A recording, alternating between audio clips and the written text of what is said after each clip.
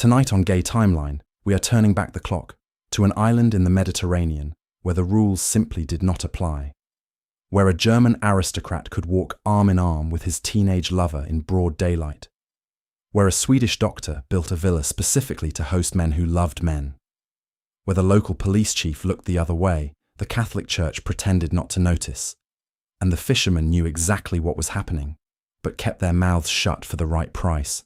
They had no word for what they were, but they had each other. And tonight, we say their names out loud, because they could not. I am Julian. This is Gay Timeline. In 1908, on a narrow stone terrace overlooking the Bay of Naples, a man named Friedrich Alfred Krupp stood watching the sunset with a boy half his age. Krupp was one of the richest men in Europe, an industrial titan, a friend of the Kaiser, the heir to Germany's largest steel and armaments empire. The boy beside him was named Adolfo. He was 17, a fisherman's son from the marina below. And for the next hour, as the light faded over Vesuvius, no one on the island of Capri thought there was anything strange about the two of them standing that close together. To understand why, you have to understand what Capri had become by the turn of the 20th century. And tonight, you and I are going to follow that thread all the way back. But first, a few quick things before we settle in. If you find yourself drawn into this story, the like and subscribe buttons are there for you, but only if this is genuinely your kind of evening. And let me know in the comments where you're tuning in from and what time it is for you.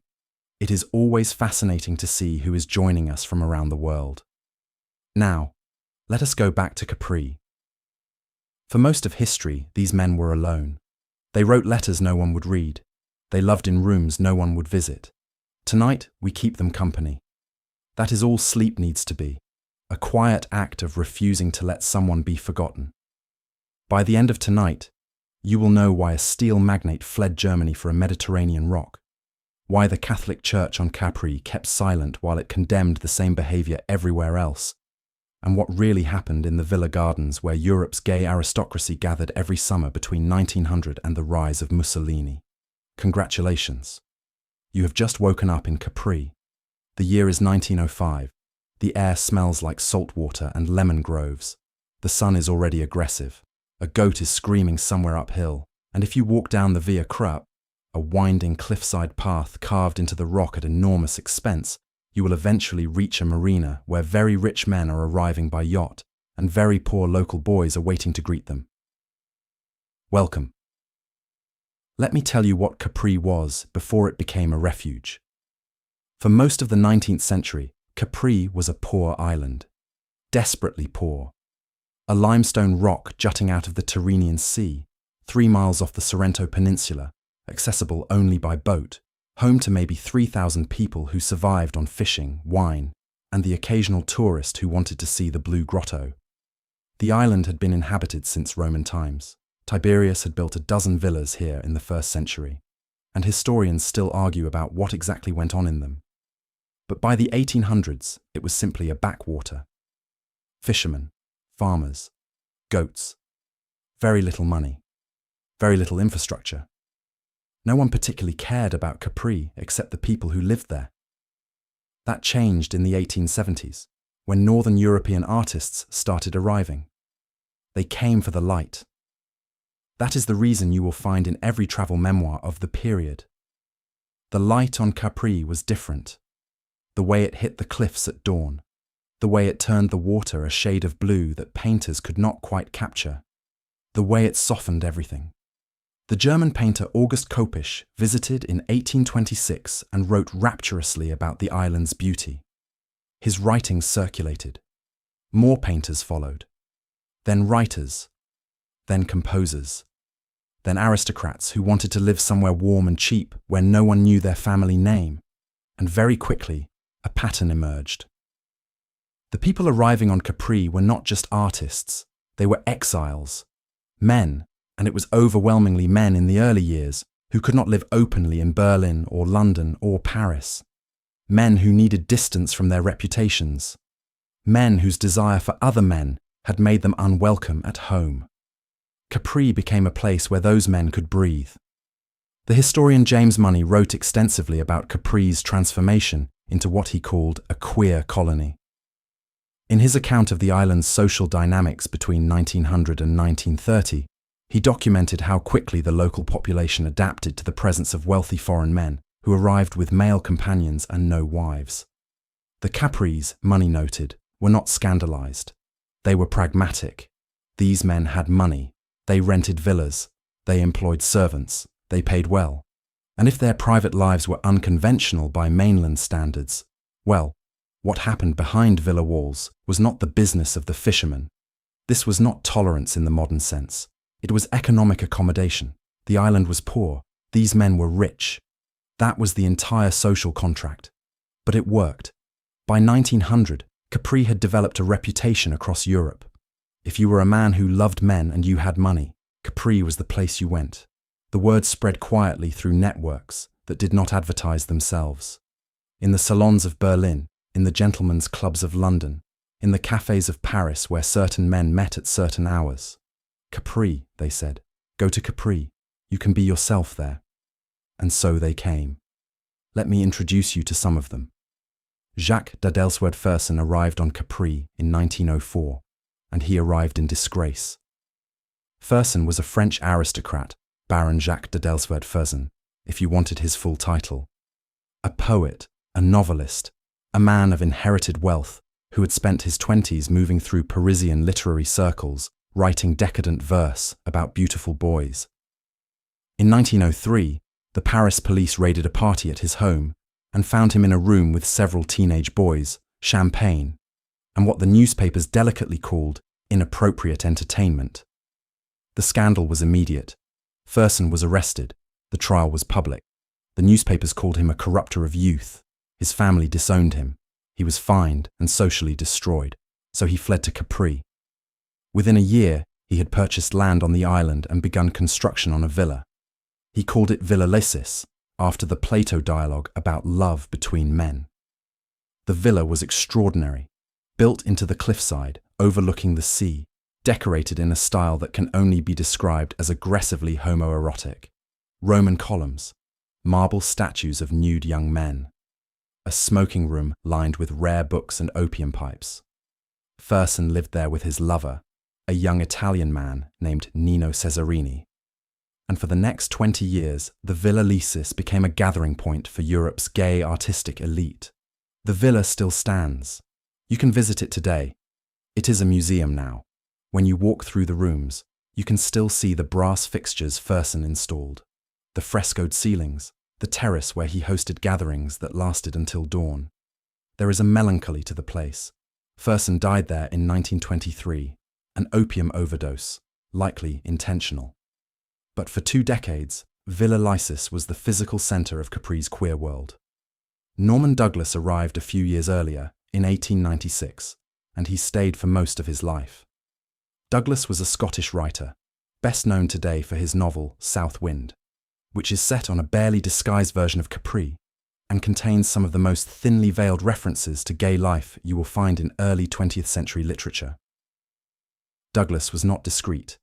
He was loud, opinionated, perpetually drunk, and openly interested in young men. The historian Michael Davidson, in his work on Douglas's Capri years, describes him as a man who treated the island like a personal playground.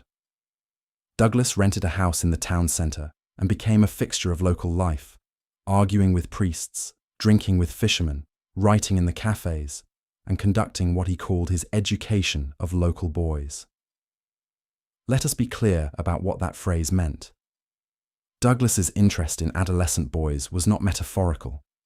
He believed, genuinely believed, that relationships between older men and teenage boys were part of a classical tradition that modern Europe had wrongly suppressed. He wrote about this openly. He defended it in his books. And on Capri, for decades, no one stopped him. This is one of the uncomfortable truths about Capri's gay refuge status. It was not just a haven for men who loved other men. It was also a place where the age dynamics of those relationships were often deeply unequal, often exploitative, and often involved local boys whose economic position left them with very few choices. The historian James Money does not soften this. In his account of the island's social economy during this period, he documents how Capri's poorer families quietly sent their sons to work for the foreign men in the villas. The boys served as servants, companions, models, and often lovers. Money found records of payments made to families, sometimes framed as wages for household work, sometimes simply as gifts. The line between employment and something else was deliberately vague. The boys were often in their mid-teens. The men were often in their 40s or 50s, and the entire arrangement was structured by money. That does not erase what Capri meant to the men who fled there, but it complicates it. Refuge for some meant exploitation of others, and historians who try to romanticize Capri as a pure queer utopia are not serving anyone well. Still, for the men arriving from Northern Europe, Capri felt like freedom. Let me tell you what that freedom looked like in practice. In Berlin in 1905, if two men were seen holding hands in public, they could be arrested under paragraph 175 of the German Criminal Code, which criminalized sexual acts between men. The law had been on the books since 1871. Conviction meant prison. Scandal meant social death. The threat was constant. Even in private, even in your own home, you were never entirely safe. Police raids happened. Blackmail was common. The sexologist Magnus Hirschfeld spent his career documenting the suicides of men destroyed by exposure. On Capri in 1905, two men could walk down the Via Camarella at noon, arms around each other's waists, and the only reaction they would get was a nod from the shopkeeper, hoping they would stop in to buy ceramics. That was the difference. It was not that Capri had progressive laws. Italy's legal code was complicated. Sodomy had been decriminalized in 1889 technically, but the laws around public decency and corruption of minors were vague enough to be weaponized if authorities wanted to. The difference was that on Capri, the authorities did not want to. The local police chief was paid to look the other way.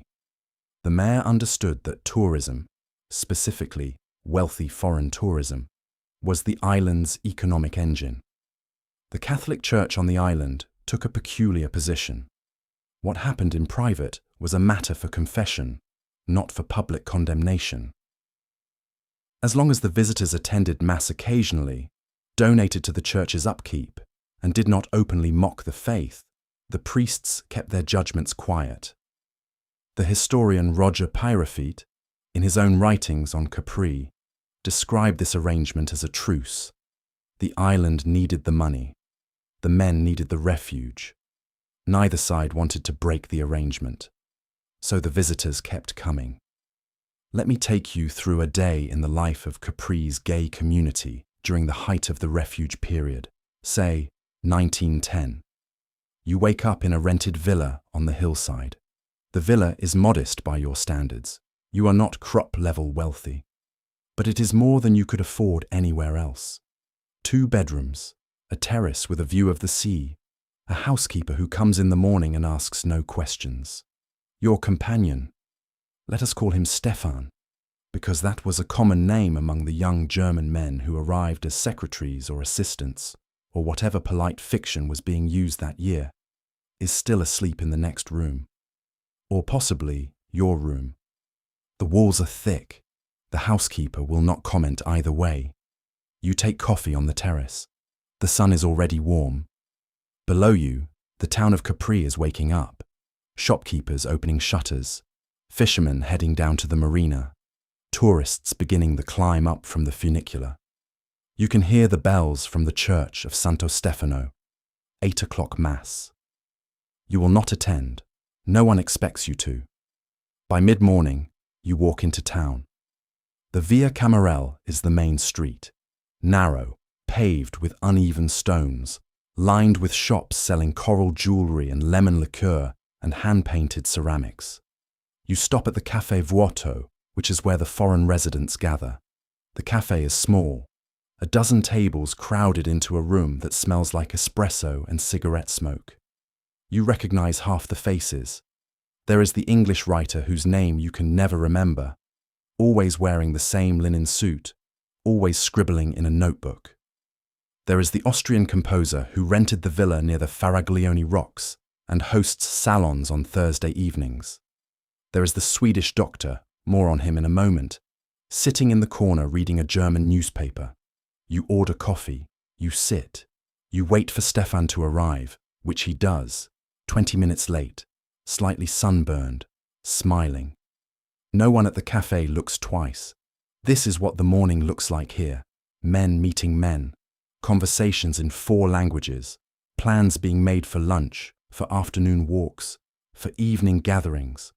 Around noon, you head to the Piazza Umberto III, the island's main square. The piazza is the social center of Capri, a small open space surrounded by cafes, overlooked by the clock tower, perpetually full of people. Tourists, locals, artists sketching, fishermen selling the morning's catch, and if you know where to look, the boys. They are young, 15, 16, 17. Locals, mostly. Sons of fishermen, sons of farmers, boys whose families need the money. They loiter near the edges of the piazza, waiting to be noticed. They are not prostitutes in the formal sense. There is no organized trade, no fixed prices, no brothel system. But everyone understands the arrangement. A foreign man strikes up a conversation.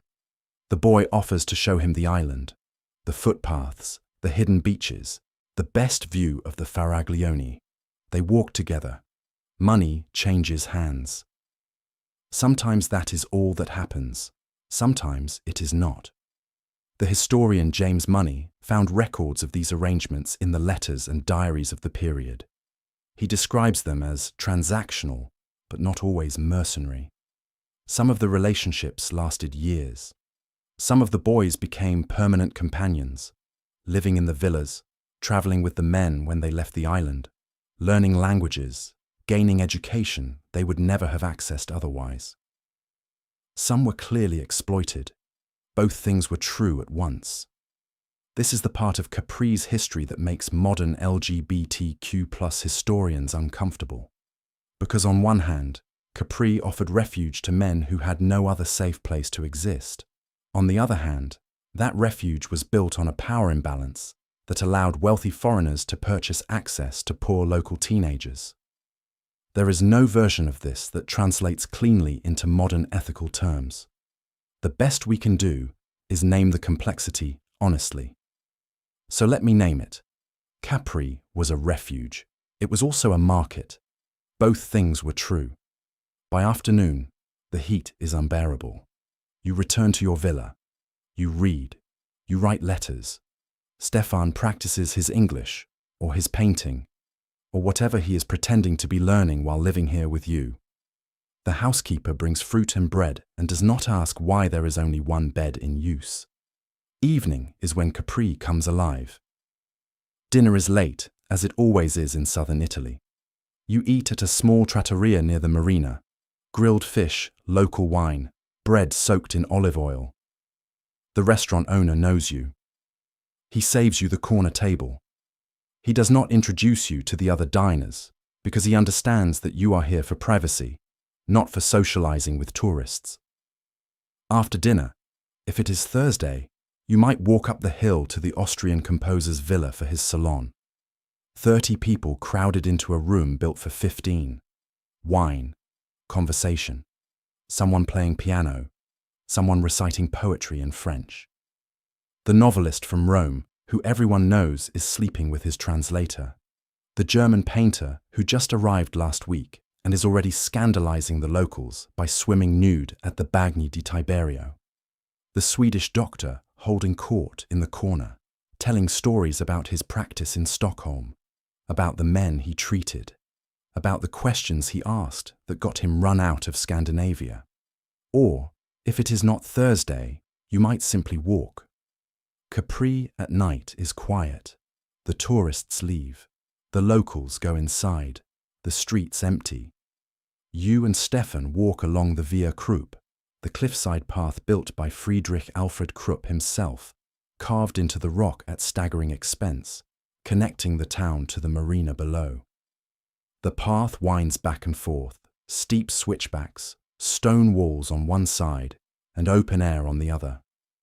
At night, with the moon on the water, it is almost unbearably beautiful. You hold hands, you kiss if you want to. No one is watching, and if someone is, they will not say anything. That is what Capri was. Now let me tell you about the Swedish doctor, because he deserves his own section. Axel Munthe arrived on Capri in 1887, and he stayed for 60 years. Munthe was a physician, trained in Paris, practiced in Stockholm, served as a doctor to the Swedish royal family. He was also restless, melancholic, and privately miserable in Sweden, so he left. He came to Capri, bought a ruined villa on the slopes of Monte Solaro, and spent the next decade rebuilding it stone by stone. He called it Villa San Michele. It became one of the most famous houses on the island. Munte's memoir, The Story of San Michele, was published in 1929 and became an international bestseller. The book is about the villa's restoration, about Capri's beauty, about Munte's philosophy of life and medicine. It is also, if you read it carefully, about his sexuality. Munthe never states it directly, but he writes with extraordinary tenderness about the young men who helped him rebuild the villa, about their bodies, their strength, their beauty, about the companionship he found with them, about the loneliness of his marriages. He married twice, unhappily both times, and the peace he felt on Capri surrounded by men. The historian Michael Davidson, in his analysis of Munthe's writings, argues that Munthe was almost certainly gay, almost certainly closeted, and almost certainly came to Capri in search of the same refuge that hundreds of other men sought. Munthe had the advantage of respectability. He was a famous doctor, a royal physician, a man whose reputation was unassailable. That respectability gave him cover. He could live on Capri, surround himself with young male servants and assistants, and no one questioned it, because he was Dr. Axel Munthe, not some scandalous poet fleeing a trial in Paris. But the Villa San Michele became a gathering place nonetheless. Munthe hosted everyone: artists, writers, aristocrats, men travelling with their secretaries and companions. The villa had guest rooms. It had gardens where people could walk and talk in privacy. It had a library where Munthe kept books that would have raised eyebrows in Stockholm: classical texts, German sexology, French decadent poetry. And Munthe himself was a generous host, a brilliant conversationalist, and someone who understood exactly why these men had come to Capri, because he had come for the same reason. Villa San Michele still stands. It is a museum now, one of the most visited sites on the island. When you walk through it, you see what Munthe built. Roman columns salvaged from ruins, marble floors, courtyards filled with flowers, a terrace overlooking the Bay of Naples that makes you understand why he stayed for 60 years. But you also see the private rooms, the guest quarters, the small spaces where men who could not live openly anywhere else found shelter for a while. Munthe died in 1949. By then, Capri had changed. The refuge era was over. Fascism had ended it. But Munthe lived long enough to see the island at its height, and long enough to see it fall. Now, let me take you back to Friedrich Alfred Krupp, because his story is where the refuge began to crack. Krupp was, as I said, one of the wealthiest men in Europe. The Krupp family controlled the largest steel and armaments empire in Germany. They built the cannons for the Kaiser's army. They employed tens of thousands of workers. Friedrich Alfred inherited this empire in 1887, at the age of 33, and by all accounts he hated it. He hated business. He hated factory management. He hated Germany. He was a scientist by training, a marine biologist actually, passionate about deep-sea fauna, and what he wanted more than anything was to be left alone to study jellyfish. He also loved men. Krupp first visited Capri in 1898.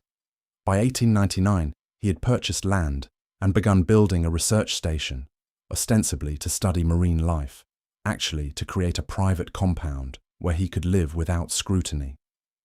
He built the Via Krupp to connect his compound to the town. He rented additional villas. He employed local boys as assistants, servants, and companions. And every summer, he returned to Capri and lived exactly as he wanted. The historian Lothar Machtan, in his work on homosexuality in Wilhelmina, Germany, describes Krupp's Capri life as an open secret. Everyone in the German aristocracy knew, the Kaiser knew, the newspapers knew, but Krupp was too rich and too powerful to touch. So people whispered and no one acted, until 1902, when an Italian journalist broke the story. The journalist was Neapolitan. His name was Armando Borelli, and he published the exposé in a socialist newspaper called Il Mattino. The article was titled The Capri Scandal, and it did not mince words. Krupp, Borelli wrote, had turned Capri into a personal harem. He was corrupting local boys. He was hosting orgies in his villas. He was, in the language of the time, engaging in acts of unnatural vice with minors. The article included names, ages, locations. It described specific gatherings at Krupp's compound, where young men from the island had been photographed nude, plied with alcohol, and paid for sexual favors. The article was not subtle. It was designed to destroy, and it did. Within days, the story had spread across Europe. German newspapers picked it up. The socialist press in Berlin ran with it, delighted to have ammunition against one of Germany's industrial titans. The Krupp family panicked. Friedrich Alfred's wife, Margarete, read the articles and confronted him. He denied everything. She did not believe him. She tried to alert the Kaiser directly, arguing that her husband's behavior was endangering the family's reputation. The Kaiser's advisors dismissed her as hysterical. She was briefly committed to an asylum, a convenient way to silence an inconvenient wife. Krupp himself was in Italy when the scandal broke. He denied the charges in a letter to a German newspaper, calling them socialist slander designed to undermine German industry. He hired lawyers. He prepared to sue for libel. He made plans to return to Germany to defend his name in person. He never made it. On November 22, 1902, Friedrich Alfred Krupp died in his villa in Essen, Germany. The official cause of death was listed as a stroke. He was 48 years old. Historians have debated what actually happened ever since. Some believe it was a genuine stroke, brought on by the stress of the scandal. Others point out that Krupp had been in relatively good health days earlier. The timing was suspicious. His death came less than 48 hours after the Kaiser personally intervened in the scandal, demanding that the matter be resolved quietly. The historian Lothar Machtan, in his analysis of Krupp's death, suggests that the industrialist may have been pressured into suicide by German authorities who wanted the scandal to disappear. There is no definitive proof, but Krupp's death was abrupt, convenient for everyone except Krupp himself, and followed immediately by a campaign to suppress the story. The Kaiser attended Krupp's funeral. He gave a speech praising Krupp's contributions to German industry. He did not mention Capri. Within weeks, the scandal had faded from the newspapers. The Italian journalist who broke the story received death threats and stopped writing about the subject. The boys on Capri, who had been named in the articles, disappeared from the public record, and the Krupp family retained control of their empire. But on Capri itself, something had shifted. The scandal made the island famous, and fame for a refuge is dangerous. Before 1902, Capri's gay community existed in relative obscurity. The men who fled there were known within certain circles: Berlin's gay salons, Paris's artistic underground, London's discreet gentlemen's clubs. But the island itself was not a household name. After the Krupp scandal, Capri became synonymous with a certain kind of behavior. Newspapers across Europe referred to it as the island of vice. Moralists preached about it. The Catholic Church condemned it, and paradoxically, more men came, because now they knew where to go. The decade after Krup's death saw an explosion in Capri's gay population. The historian Roger Pirafitter documented this surge in his work on the island's social networks. Between 1903 and 1914, the number of foreign men living year-round on Capri more than doubled. Villa rentals increased. New hotels opened to accommodate the influx. The local economy, already dependent on foreign money, became almost entirely oriented around serving the needs of wealthy Northern European men who wanted privacy. And the island's character changed. Before the scandal, Capri's gay residents had maintained at least a veneer of discretion. They were artists, writers, scientists, invalids seeking warm weather. Their relationships with local boys were conducted quietly, framed as employment or patronage. After the scandal, discretion felt pointless. Everyone already knew what Capri was, so why pretend? The parties became more open. The villas became more decadent. The age gap between the foreign men and the local boys became more visible and more uncomfortable, and the Capris themselves began to resent the arrangement. Let me tell you what that resentment looked like. By 1910, there was a growing divide on the island between the foreign residents and the local population. The Capres had tolerated the visitors for decades because the money was good. But tolerance is not the same as acceptance. And as the visitors became more visible, more demanding, and more confident in their immunity from consequence, the Capresi began to push back. The local priest, Father Antonio Scopetta, started preaching against the foreigners. His sermons, according to records preserved in the island's parish archive, grew increasingly pointed. He spoke about corruption, about the moral decay of young men lured by foreign gold, about the responsibility of Capres families to protect their sons from predatory outsiders. He named no names. He was careful about that. But everyone knew who he meant. Some families listened. They stopped sending their sons to work in the villas. They refused offers of employment from the foreign men. They pulled their children out of situations that had previously been accepted as economic necessity. Other families did not listen. They needed the money too badly. And that split between the families who saw the visitors as a moral threat and the families who saw them as an economic necessity created a tension that ran through Capri's social fabric for the next 2 decades.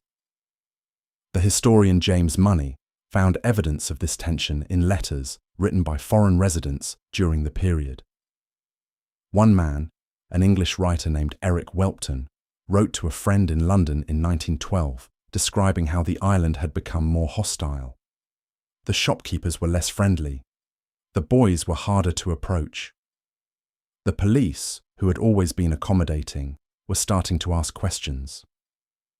Welpton blamed the church. Others blamed the socialists, who were gaining influence in southern Italy and framing the island's economy as exploitation of the working class. But the visitors kept coming, because where else could they go? Let me take you into one of those villas, not Krup's compound, which was abandoned after his death, not Villa Lysis, which we have already visited, a smaller place, more typical of the average foreign resident. The villa sits on the hillside above Anacapri, the island's quieter, poorer, higher altitude twin town. 2 stories, whitewashed walls, a terrace with a view of the sea. The owner is a man named Otto, let us call him that, because Otto was a common enough name among the Germans who settled here, and this villa is a composite of several real places described in letters and memoirs of the period. Otto is 43. He arrived on Capri in 1908, fleeing a scandal in Munich that he does not talk about. He rents the villa year-round. He lives alone, officially. Unofficially, he lives with Marco. Marco is 19. He is from Capri. His father is a stonemason. His mother is dead. He has 4 younger siblings and a family that depends on the money he sends home. Marco met Otto in the Piazza Umberto 2 years ago.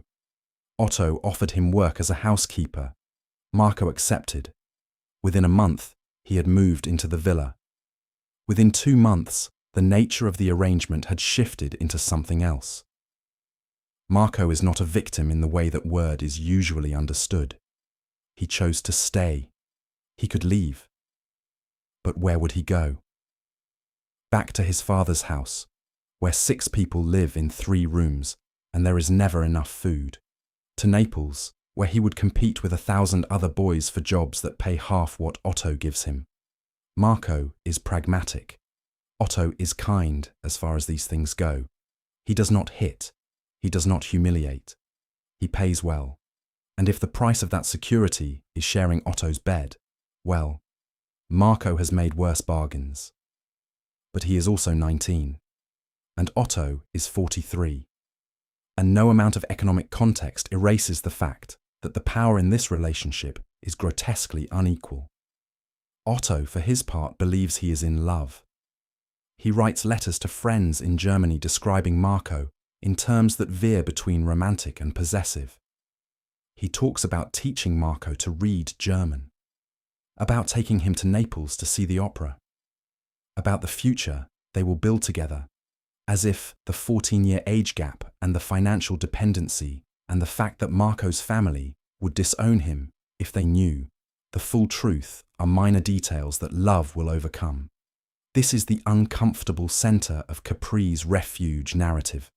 Men like Otto genuinely believed they were rescuing boys like Marco.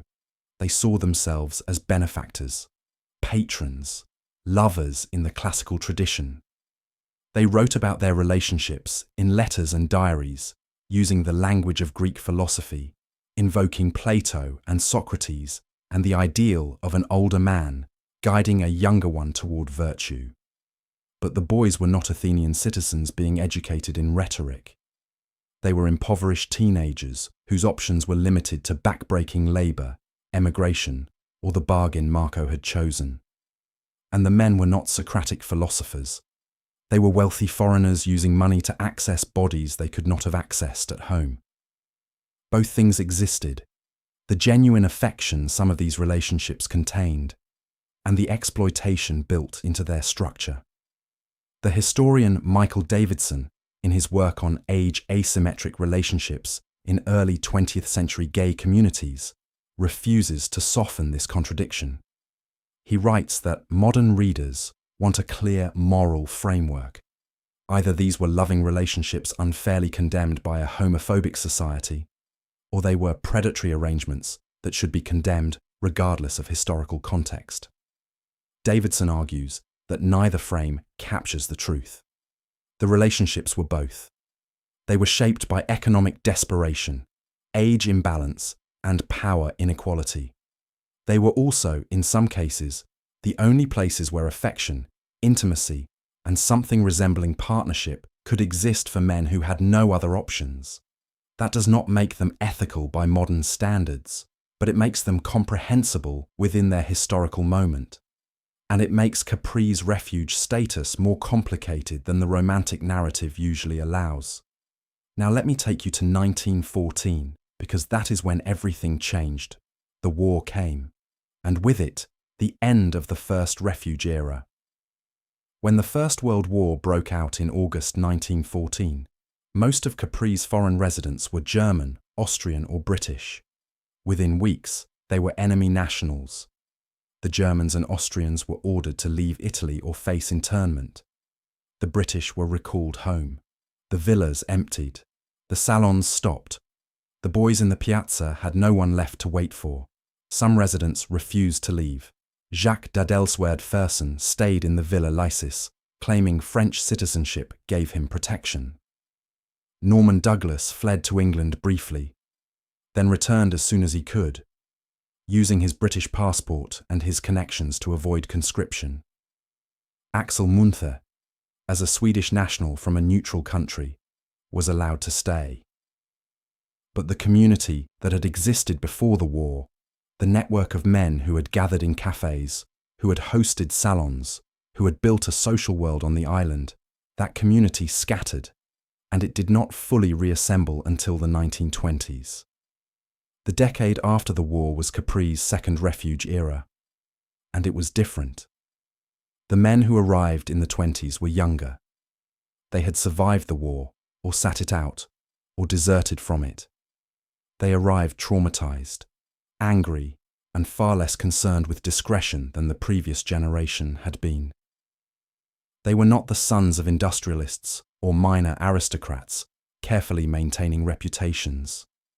They were poets who had seen the trenches, artists who had watched empires collapse, men who had decided that if the world could slaughter 10 million people over a Balkan assassination, then conventional morality was a joke, and they were going to live exactly as they pleased.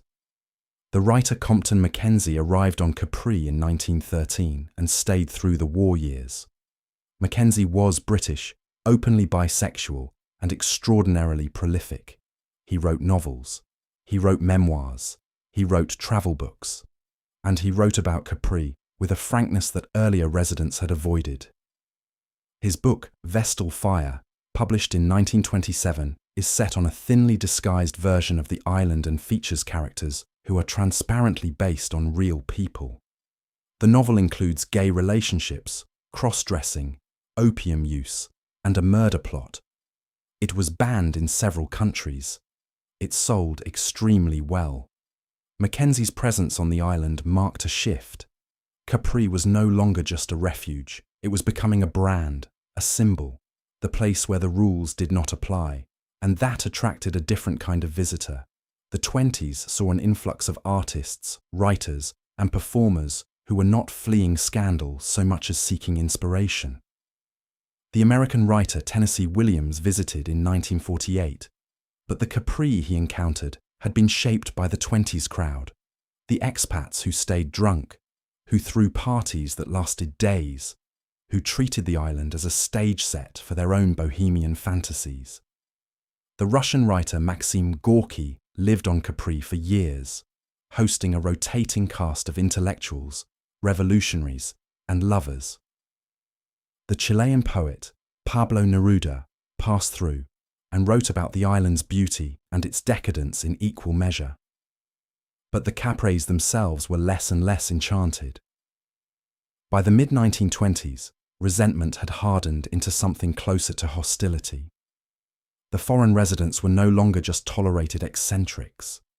They were seen as colonizers, men who had taken over the island, driven up rents, employed local boys in arrangements everyone understood, but no one named, and contributed little to the community beyond money. Father Antonio Scopetta, the local priest, intensified his campaign. In 1926, he wrote a letter to the Bishop of Sorrento asking for intervention. The letter, preserved in diocesan archives, describes Capri as a place where Christian morals had been abandoned, where foreign men lived openly with Italian boys in sin, where the local population was complicit in arrangements that violated both divine and natural law. Scopetta asked for the bishop to pressure civil authorities to expel the foreigners, or at least regulate their behaviour. The bishop did nothing. The Vatican, for all its public moralizing, was not interested in provoking a conflict with wealthy foreigners who donated to church restoration projects and attended Mass occasionally. The church's position on Capri remained what it had always been: public silence, private condemnation, and a willingness to accept donations from sinners. But Scopetta's letter reflected a sentiment that was spreading. The Capris were tired of being the supporting cast in someone else's drama. And then came Mussolini. Benito Mussolini came to power in 1922, and for the first few years of his regime, Capri was largely left alone. Mussolini had bigger priorities: consolidating power, suppressing opposition, building his fascist state. A small island full of gay foreigners was not high on his list. But by the late 1920s, fascism had begun to assert itself culturally. Mussolini's government launched campaigns to promote traditional Italian masculinity, to increase the birth rate, to eliminate what the regime called moral degeneracy. Homosexuality, in fascist ideology, was a foreign corruption, a sign of weakness, a threat to the virility of the Italian nation. In 1930, the regime began cracking down. There was no single law criminalizing homosexuality in Italy. Mussolini famously refused to pass one, arguing that Italian men were too masculine to need such a law.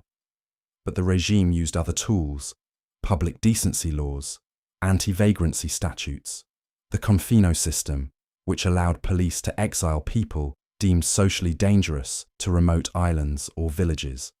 Gay men were targeted, arrested, sent to internal exile. And Capri, as the most visible symbol of gay life in Italy, became a focal point. The historian Lorenzo Benedusi documented this crackdown in his work on homosexuality under Italian fascism. He found records of arrests on Capri, beginning in 1930. Foreign residents were questioned by police. Some were deported. Italians involved in same-sex relationships were sent to confino. Ironically, often to other small islands, though not back to Capri. The local boys who had worked for the foreign men were interrogated. Some were charged with corruption of public morals. Some were beaten by fascist squads and told to stay away from the foreigners. The refugee was closing. Norman Douglas left Capri in 1937, not because he was forced out, but because he saw what was coming. He moved to France, then, when the war began, to Portugal. He wrote bitterly in letters about the end of Capri's golden age, about how Mussolini's thugs had destroyed something rare and irreplaceable, about how the island would never be the same. He was right. Jacques d'Adelswerd Fersen was already dead by then, buried in the Catholic cemetery on Capri after his 1923 overdose. The Villa Lysis stood empty. Axel Munthe, by the mid-1930s, was elderly and nearly blind. He stayed in Villa San Michele, increasingly isolated, receiving fewer and fewer visitors as the political climate made Capri inhospitable. The parties stopped. The salons ended. The boys in the piazza no longer waited for foreign men who were no longer arriving. And then came the Second World War. During the war, Capri was occupied first by Italian fascist forces, then by German troops, and finally by Allied soldiers. The island's infrastructure was damaged. Villa Lysis was looted. Several of the grand houses built by foreign residents in the early 1900s were commandeered for military use and left in ruins. The war turned Capri into a strategic point rather than a refuge, and by the time it ended in 1945, the community that had existed before was gone. Some of the men returned after the war. Not many. The world had changed. Europe had changed. And the need for a place like Capri, a remote island where gay men could live semi-openly because local authorities looked the other way, that need had shifted. Because by the 1950s, gay communities were beginning to form in cities, in New York, in San Francisco, in London and Paris and Amsterdam, places where you did not have to flee to an island, where you could find others like yourself, where bars and clubs and social networks existed, however underground. Capri had been necessary because nothing else existed. By mid-century, other options were emerging. And so, the refuge era ended, but the island's legacy remained. Let me tell you what that legacy looks like. Today, Capri is one of the most expensive tourist destinations in the Mediterranean. Luxury hotels, celebrity visitors, yachts in the marina. The Via Krupp is a historical landmark. Villa Lysis is a museum. Villa San Michele attracts thousands of visitors every summer who walk through Axel Munte's gardens and admire the view and know nothing about why he built it there. The island's gay history is acknowledged now, but carefully. Tourist brochures mention that Capri was a haven for artists and writers in the early 20th century. They mention Krupp's scandal in one sentence and move on. They do not mention the boys. They do not mention the economic arrangements. They do not mention Father Scopetta's letters or the fascist crackdowns or the confino exile system. The story has been softened romanticized, turned into a quaint historical footnote about bohemian eccentrics. But the men who fled there were not bohemian eccentrics. They were desperate. They were looking for a place where they could exist without being arrested, blackmailed, or destroyed. Some of them were kind. Some of them were exploitative. Most of them were both. And the island gave them 40 years of relative freedom before the world caught up. That is the story of Capri between 1900 and 1940. Not a utopia, not a paradise. A refuge built on economic necessity, sustained by willful ignorance, and ended by fascism. Now let me take you deeper into what daily life actually looked like during the height of the refuge years, because the broad strokes tell you what happened, but the details tell you what it felt like to be there. Let us go back to 1912, summer, the peak season. You are walking up the Phoenician steps, all 921 of them, carved into the cliffside between the marina and Capri. The steps are ancient, uneven. Your calves are burning by the time you reach the halfway point. But this is the route everyone takes if they want to reach the upper town without hiring a donkey, and you are trying to save money, because even though Capri is cheaper than Berlin or London, it is not free. At the top of the steps, sweating and slightly dizzy from the heat, you emerge into Capri's main square. It is quieter here than in Capri town below. Fewer tourists, more locals. The buildings are simpler, whitewashed stone, flat roofs, laundry hanging from windows. There is a church, a few shops, a fountain where women are filling clay jugs with water. You are meeting someone. His name is Ernst. You met him 3 weeks ago at the Café Vuoto. He is a painter from Hamburg, 36 years old, living on Capri with money his family sends monthly on the condition that he stays away from Germany. Ernst did not tell you what happened in Hamburg. You did not ask. That is the unspoken rule here. No one asks about the past. Ernst rents a studio on the Via Giuseppe Orlandi, the main street in Capri. The studio is on the second floor of a building that smells like olive oil and damp stone. One large room, north-facing windows, canvases stacked against the walls, a table covered in paint tubes and brushes, a narrow bed in the corner, and sitting on that bed, smoking a cigarette, is a young man named Vincenzo. Vincenzo is 20, dark hair, dark eyes, a face that belongs in a Caravaggio painting, which is probably why Ernst asked him to model. Vincenzo works at his uncle's lemon grove during the day. 3 evenings a week, he comes to Ernst's studio and sits for hours while Ernst paints him. Ernst pays him, not much. Enough that Vincenzo keeps coming back. You sit on the window ledge. Ernst keeps painting. Vincenzo keeps smoking. No one speaks for a while. This is another part of Capri's rhythm, the long silences, the permission to exist in a room with other men without needing to perform conversation. Eventually, Ernst sets down his brush and suggests wine. You walk together, all 3 of you, to a small trattoria on the edge of town. The owner knows Ernst. She does not ask questions about why he always brings young men to her restaurant. She brings bread, olives, a carafe of local red wine that tastes like earth and blackberries.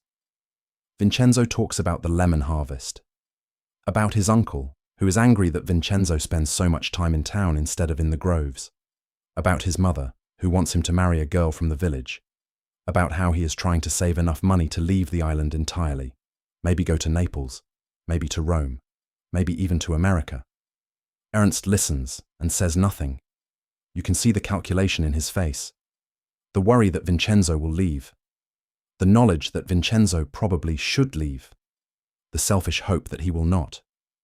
This is the dynamic that runs through hundreds of Capri relationships during this period.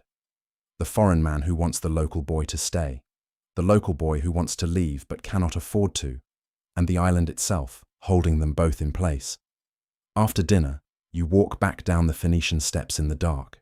No streetlights, just moonlight on stone. Halfway down, you pass another man climbing up, older, British by the look of his clothes, breathing hard from the exertion. He nods as he passes. You nod back. Neither of you speaks, but you both understand why you are on this island at this hour, and that understanding is enough. Now let me introduce you to another figure who shaped Capri's gay world in ways that most histories overlook. Her name was Kate Edwards, and she was not a man. Kate Edwards arrived on Capri in 1904, a 28-year-old woman travelling alone, which was unusual enough to attract attention. She was Australian by birth, wealthy, unmarried, and within 6 months of arriving, she had become one of the most influential figures in the island's expatriate community. Edwards rented a villa near the Arco Naturale, a natural stone arch on the eastern side of the island. She hosted gatherings, not salons in the formal sense, but regular afternoons where artists, writers, and travellers would come to drink tea, argue about art, and escape the heat. Her guests were overwhelmingly male, and many of them were gay. The historian Shirley Hazard, in her writings on Capri's expatriate community, describes Edwards as a facilitator. She introduced people. She provided neutral ground where men could meet without the commercial transaction that defined so many encounters on the island. She lent money, she offered advice, and she kept secrets. Edwards herself was almost certainly a lesbian, though she never used that word, and the documentation is fragmentary. She lived for decades with a series of female companions, framed as friends or secretaries or travelling partners. She wrote letters that used coded language common among queer women of the period. And she seemed to understand instinctively what it meant to live in a world that had no space for you. Her villa became a safe house of sorts. Men who were struggling, financially, emotionally, legally, came to Edwards. She helped them leave the island if they needed to leave. She helped them stay if they needed to stay. She mediated disputes. She warned people when police were asking questions. She was not motivated by romance or desire. She was motivated by something closer to solidarity. Edwards stayed on Capri until her death in 1947. Her villa was sold, her papers were mostly destroyed, and her role in the island's gay history was largely forgotten because historians writing about Capri's queer refuge assumed the story was only about men. But the refuge included women too. Not many, but they were there. Let me tell you about another one. Romaine Brooks arrived on Capri in 1899, 25 years old, recently married to a gay man in what both of them understood was a marriage of convenience. Brooks was a painter, American by birth, wealthy, and deeply, painfully closeted. She rented a villa on the island and spent the next 2 years painting, landscapes mostly, but also portraits of the men she met. Her style was dark, muted, almost ghostly. She painted loneliness better than anyone else working on Capri at the time. Brooks did not stay long. By 1902, she had left the island and moved to Paris, where she would eventually become part of the openly lesbian artistic community centered around Natalie Barney. But her time on Capri shaped her. In her memoirs, written decades later, she described the island as the first place where she felt she could breathe, where she did not have to perform femininity convincingly, where she could wear men's clothing, walk alone at night, and paint all day without anyone demanding she explain herself. For Brooks, the refuge was not about romantic or sexual freedom. She found neither on Capri. It was about the freedom to be solitary, to be strange, to exist without justification. That too was part of what Capri offered. Not just the possibility of sex or romance, but the possibility of escape from social expectation entirely. Now let me take you back to the men, because their stories dominate the archive. Christian Wilhelm Allers was a German painter who lived on Capri from 1890 until his death in 1915.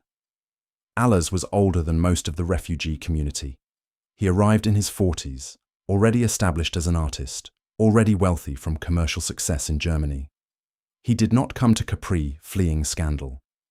He came because he wanted to paint Mediterranean light, and because he wanted to be around young men. Allers employed local boys as models. He painted them obsessively.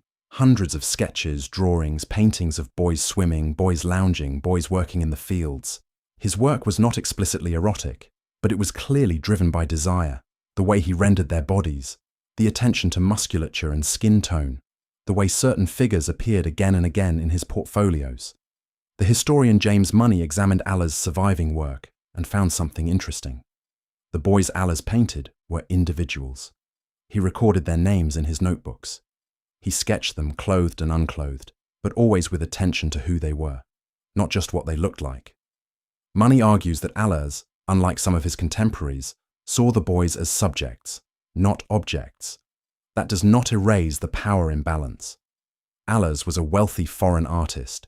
The boys were poor locals who needed the money. But it complicates the narrative slightly. Some of these relationships contained genuine regard, even if the structure of the relationship was fundamentally unequal. Allers died on Capri in 1915. He is buried in the Protestant cemetery on the island. His grave is still there, a simple stone. No mention of the hundreds of boys he painted. Now let me tell you about the darker side of the refuge, the side that even sympathetic historians struggle to reconcile. In 1910, a scandal broke that briefly threatened to destroy Capri's reputation entirely. A 14-year-old boy from Capri named Giuseppe disappeared. His family reported him missing. The local police conducted a search. 3 days later, Giuseppe reappeared. He had been staying in a villa owned by a German man named Klaus, last name lost to history, who had paid Giuseppe's family 20 lire and told them the boy would be working as a servant. Giuseppe told the police what had happened during those 3 days. The police filed a report. The report still exists in the Capri Municipal Archive. It describes sexual abuse, coercion, a child who had been lured with money and then assaulted. Klaus fled the island before he could be arrested. The Italian authorities issued a warrant. It was never served. The German consulate refused to cooperate. Klaus disappeared into Europe and was never found. Giuseppe's family received money, how much is unclear, and stopped cooperating with the investigation. The case was closed. The story barely made the newspapers. It was one boy, one incident, and on an island where dozens of similar arrangements existed without anyone calling them abuse, one case was easy to ignore. But it happened, and it was not the only time. The historian James Money does not hide this. In his work on Capri's sexual economy, he documents multiple cases of boys who were harmed. Not all the relationships were transactional but consensual. Some were coercive, some involved violence, and the island's authorities, who were paid to look the other way when wealthy foreigners brought boys to their villas, were not inclined to investigate when those boys reported harm. This is the part of the refuge story that makes it impossible to celebrate without complication. Capri gave safety to men who would have been destroyed elsewhere.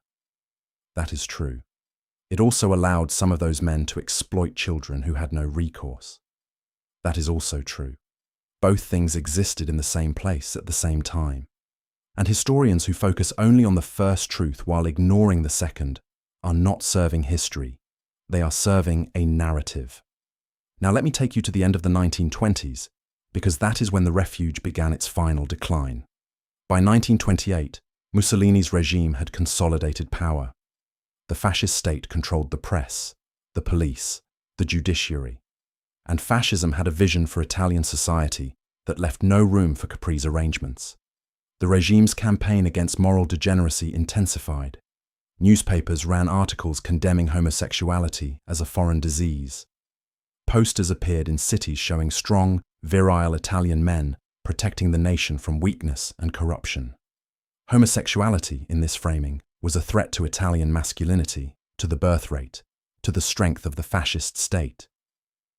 Local fascist officials on Capri began to act. In 1929, the mayor, a fascist appointee, announced new regulations. Foreign residents would need to renew their residency permits annually. The renewal process would include character investigations. Permits could be revoked at any time for behavior deemed contrary to Italian public morals. The regulations were deliberately vague. That was the point. Vagueness gave officials discretion, and discretion meant power. Within a year, several foreign residents had their permits revoked. They were given 30 days to leave Italy. Some fought the expulsions. Some hired lawyers. None succeeded. Mussolini's government did not need to prove anything. It simply declared you undesirable, and you were gone. Norman Douglas, in a letter to a friend in London in 1930, described the atmosphere on Capri as poisoned. The locals were afraid to be seen with foreign residents. The boys no longer came to the piazza. The police watched everyone. Douglas himself was questioned twice, once about his residency status, once about allegations that he had been involved with underage boys years earlier. The allegations were old, probably true, but unprovable. Douglas used his British passport and his connections to avoid expulsion, but he knew it was only a matter of time. Other residents were not so lucky. In 1931, an Austrian writer named Emil, last name lost to records, was arrested on Capri and charged with corrupting public morals. The evidence was thin. A local boy had made a statement to police. The boy later recanted, saying he had been pressured. It did not matter. Emil was convicted. He was sentenced to 2 years in prison and then internal exile. He served his time on one of the Tremiti Islands, a barren archipelago in the Adriatic, where the regime sent political prisoners and other undesirables. Emil's case was not unique. The historian Lorenzo Benedusi documented dozens of similar arrests across Italy during the early 1930s. The regime used a combination of old sodomy laws that technically still existed in some regional codes, public decency statutes, and the confino system to target gay men. Capri, as the most visible symbol of gay life in Italy, was a particular focus. The foreign residents began to leave. Some returned to their home countries. Some moved to France, which was more tolerant, or at least less actively hostile. Some went to North Africa, where French colonial authorities were known to look the other way. A few tried to stay and adapt, keeping lower profiles, avoiding local boys, hosting no gatherings. But the refuge was over. By 1935, the expatriate community that had defined Capri for 3 decades had largely dissolved. The villas were empty or rented to tourists. The salons had ended. The boys who had once waited in the piazza were working in their families' businesses or had left the island entirely. And then came the racial laws. In 1938, Mussolini's government passed a series of racial laws targeting Jews. The laws were Italy's version of Germany's Nuremberg laws, barring Jews from public employment, from owning businesses above a certain size, from marrying non-Jews. The laws also required Jews to register with authorities. Several of Capri's remaining foreign residents were Jewish. Some had never thought of themselves as particularly Jewish. They were secular, assimilated, European first and Jewish only by ancestry. But the regime did not care about self-identification. The laws defined Jewishness by blood, and once you were classified as Jewish, you were subject to the laws. Most left. A few tried to stay. One man, a German Jewish writer named Walter, remained on Capri until 1940, somehow avoiding registration, living on money sent by friends abroad. When Italy entered the war in June 1940, Walter was arrested as an enemy alien. He was interned in a camp in southern Italy. He died there in 1942. His name appears on a memorial to victims of fascism in the Campania region. But his story, his time on Capri, his work, his life before the war, is mostly lost. The war destroyed what little remained of the refuge. Between 1940 and 1945, Capri was occupied by Italian troops, then by Germans after the Italian armistice in 1943, then by Allied forces in 1944. The island was bombed, not heavily. It was not a strategic target, but enough to damage buildings and infrastructure. Villa Lysis, already abandoned, was looted by soldiers looking for anything valuable. The Villa San Michele survived largely intact, but Axel Munther had fled to Sweden by then, nearly blind and too old to stay. The foreign villas that had housed the gay community for decades were commandeered for military use, left empty, or occupied by refugees fleeing Naples. The island's economy collapsed. Tourism stopped. The Capres survived on fishing and what little they could grow. When the war ended, Capri was physically damaged and economically devastated, and the community that had existed before the war simply did not return. Some of the men tried. Norman Douglas came back briefly in 1946, now in his 70s, looking for the Capri he remembered. He found an island full of ruins and rationing. The cafes were closed. The villas were empty. The boys he had known were middle-aged men now, most of them married with families. Douglas stayed a few weeks and then left for good. He died in 1952 in Italy, but not on Capri. Axel Munthe never returned. He died in Sweden in 1949. The Villa San Michele was left to the Swedish government and eventually opened as a museum. Jacques d'Adelswerd Fersen's Villa Lisis stood empty for decades. It fell into ruin. In the 1970s, the Italian government took ownership and began restoration. Today, it is a cultural centre. You can visit. You can walk through the rooms where Fersen hosted gatherings. You can stand on the terrace and look out at the same view he saw. But the atmosphere is gone. It is a museum to something that no longer exists. And that, really, is the end of the story. Capri in the 1950s and 60s became a fashionable tourist destination again, but not for the same reasons, not for the same people. The gay men who came to Capri after the war were tourists passing through, not exiles building lives. They came for weekends. They stayed in hotels. They did not rent villas and settle in for years, because by then there were other places to go. San Francisco, New York, Amsterdam, cities where gay bars existed, where you could find community without needing to flee to an island, where you did not have to rely on the willful ignorance of local authorities to survive. Capri had been necessary because nothing else existed. By the 1960s, that was no longer true. So the refuge ended, not with drama, not with a final scandal or crackdown. It just faded. The men who had lived there grew old or died. The villas were sold to new owners who knew nothing of their histories. The boys who had worked in those villas became old men who did not talk about what had happened in their youth. And the island became a postcard, a luxury destination, a place where celebrities vacationed and cruise ships docked, and no one remembered that it had once been the only place in Europe where men like Friedrich Alfred Krupp could walk hand in hand with their lovers in daylight. But before the postcard, before the erasure, there were smaller moments that deserved their own attention. The refuge was not only grand villas and famous scandals. It was also quiet afternoons and letters never sent, and decisions made in kitchens by families who needed money more than they needed moral purity. Let me take you into one of those families. The Esposito family lived in a small house on the Via Sopramonte in Capri. 3 rooms, stone walls, a dirt floor in the kitchen. The father, Giovanni, was a farmer. He grew lemons and tomatoes on a terraced plot halfway up Monte Solaro.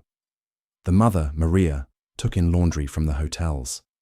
They had 5 children. The oldest was a daughter named Lucia, 17 in 1908. The youngest was a son named Paolo, 8 years old. In between were 3 boys, Antonio, 15, Salvatore, 13, and Domenico, 10. The family survived. Barely.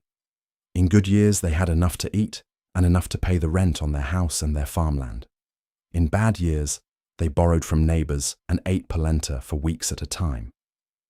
In 1909, a German man named Herr Richter approached Giovanni with an offer. Richter needed help with his garden. He had rented a villa on the hillside and wanted someone to maintain the lemon trees, trim the bougainvillea, keep the paths clear. He would pay Antonio 5 lire a week. It was more than the boy could make working on his father's land. Giovanni said yes. Antonio went to work at the villa. At first, the work was exactly what Richter had described: gardening, hauling water, sweeping the terrace. Antonio came home every evening and gave his wages to his mother. Maria used the money to buy flour and oil and pay down the family's debt. After 3 weeks, Richter asked Antonio if he would like to earn more. There was work inside the villa, cleaning, serving meals. Richter lived alone. He needed someone to help maintain the household. He would pay Antonio 8 lire a week if the boy would live at the villa during the work week and return home on Sundays. Antonio was 15. He had never lived away from his family. But 8 lire a week was nearly as much as his father made farming. He said yes. Maria was uneasy. She told Giovanni she did not like the arrangement. Giovanni told her they needed the money. That settled it. For the first 2 months, Antonio came home every Sunday with his wages. He did not talk much about the work.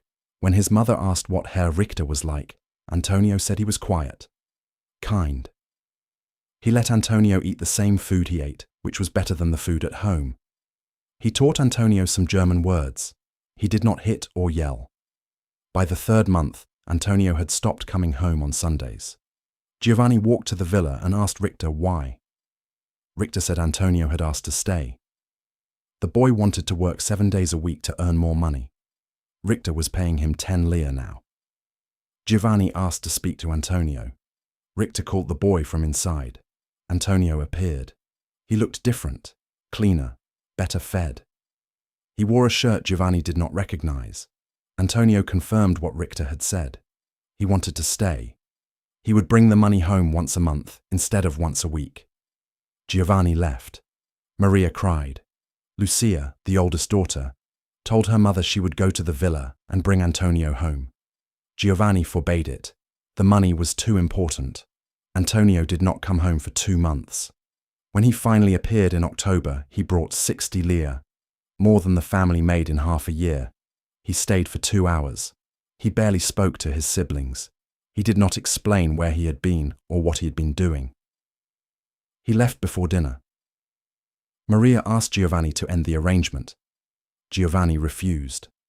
They were eating 3 meals a day now. They had paid off their debts. Lucia had new shoes. Paolo had medicine when he got sick.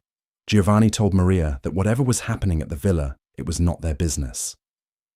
Lucia, years later, told a version of this story to a researcher documenting oral histories of Capri families.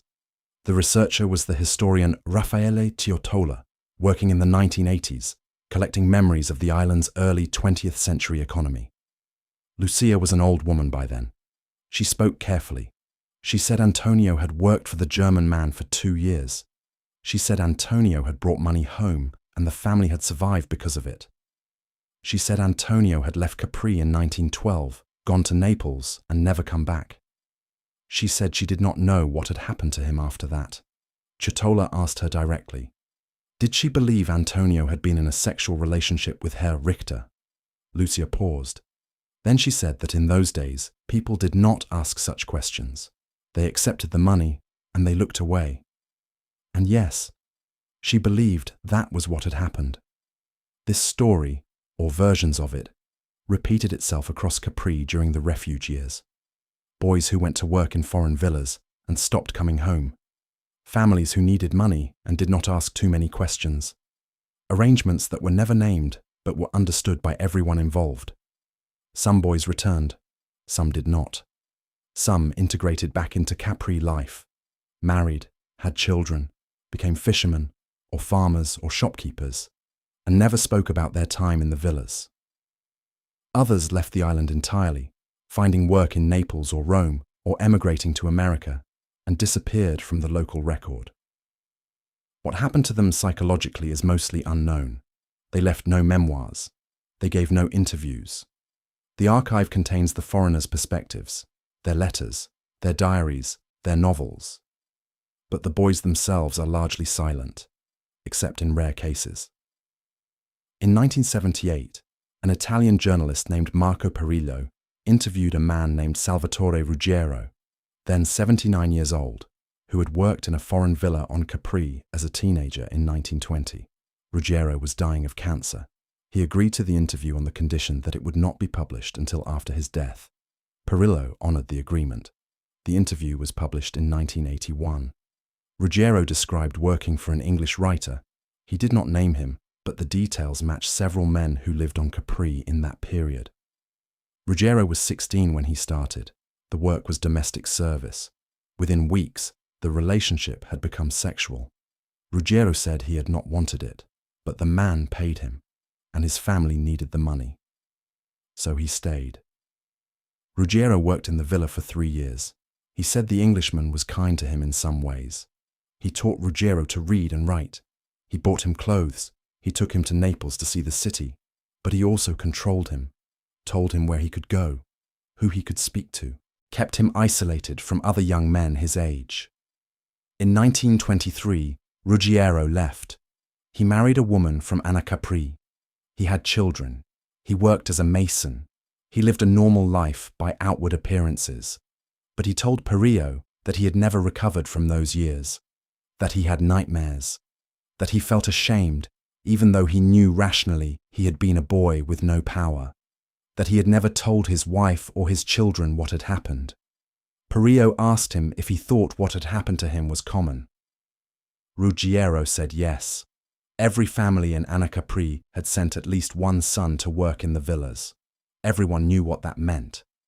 And everyone stayed silent because the money kept the island alive. This is the perspective that the romantic narratives of Capri erase. The refuge gave freedom to wealthy foreign men. It gave survival wages to poor local boys, and in many cases it gave trauma that those boys carried for the rest of their lives. That does not mean every relationship on Capri was abusive. Some were transactional but consensual within the limits of what consent means in an economically coercive situation. Some involved genuine affection. Some boys later said they had been grateful for the opportunities the arrangements provided, the education, the money, the exposure to a wider world. But historians cannot ignore the accounts like Ruggiero's. The boys who said they had not wanted what happened, but had no other choice. The families who sent their sons to villas, knowing what would happen, and making the calculation that survival was worth the cost. Both realities existed, and a history that acknowledges only one is incomplete. Now let me take you to a different kind of relationship, one that complicates the narrative in another direction. In 1923, a young man named Giuseppe Pagano arrived on Capri. Pagano was 19, from Naples, poor. He had come to the island looking for work. He found employment at a hotel in Capri town, working in the kitchen, sleeping in a storage room. Within a month, Pagano had met a Swedish man named Lars Andersson. Andersson was 42. He had been living on Capri for 5 years. He was a photographer, portraits mostly, though he also did landscape work for tourists. Andersson was quiet, solitary. He lived in a small apartment above a shop on the Via Roma. Pagano and Andersson began a relationship. By all accounts, letters Andersson wrote to a friend in Stockholm, diary entries Pagano made years later, the relationship was mutual. Pagano was not Andersson's employee. They were lovers. They spent time together, walked the island together. Pagano moved into Andersson's apartment within 6 months. The relationship lasted 4 years. In 1927, Andersson died of tuberculosis. He was 46. He left everything he owned to Pagano: his camera equipment, his savings, the contents of his apartment. It was not a fortune, but it was enough for Pagano to start his own photography business. Pagano stayed on Capri. He built a successful career. He married in 1935, a marriage of social convenience from what the historical record suggests. He had no children. He continued working as a photographer until his death in 1968. His archive, thousands of photographs of Capri from the 1920s through the 1960s, is now held by the island's Historical Society. In a memoir written late in life but never published, excerpts of which were later donated to the archive by Pagano's nephew, Pagano wrote about Andersson. He described him as the love of his life. He said their years together had been the happiest he had known. He said that after Andersson's death, he had tried to live the life expected of him, marriage, respectability, but that he had never felt for anyone else what he had felt for Lars. Pagano's story is different from Antonio's or Salvatore Ruggiero's. There was still an age gap. There was still an economic imbalance. Andersson was a successful photographer, Pagano a hotel kitchen worker when they met. But the relationship had qualities that the others did not: mutuality, duration, a legacy that Pagano spoke about with love rather than shame. This is why historians struggle with Capri.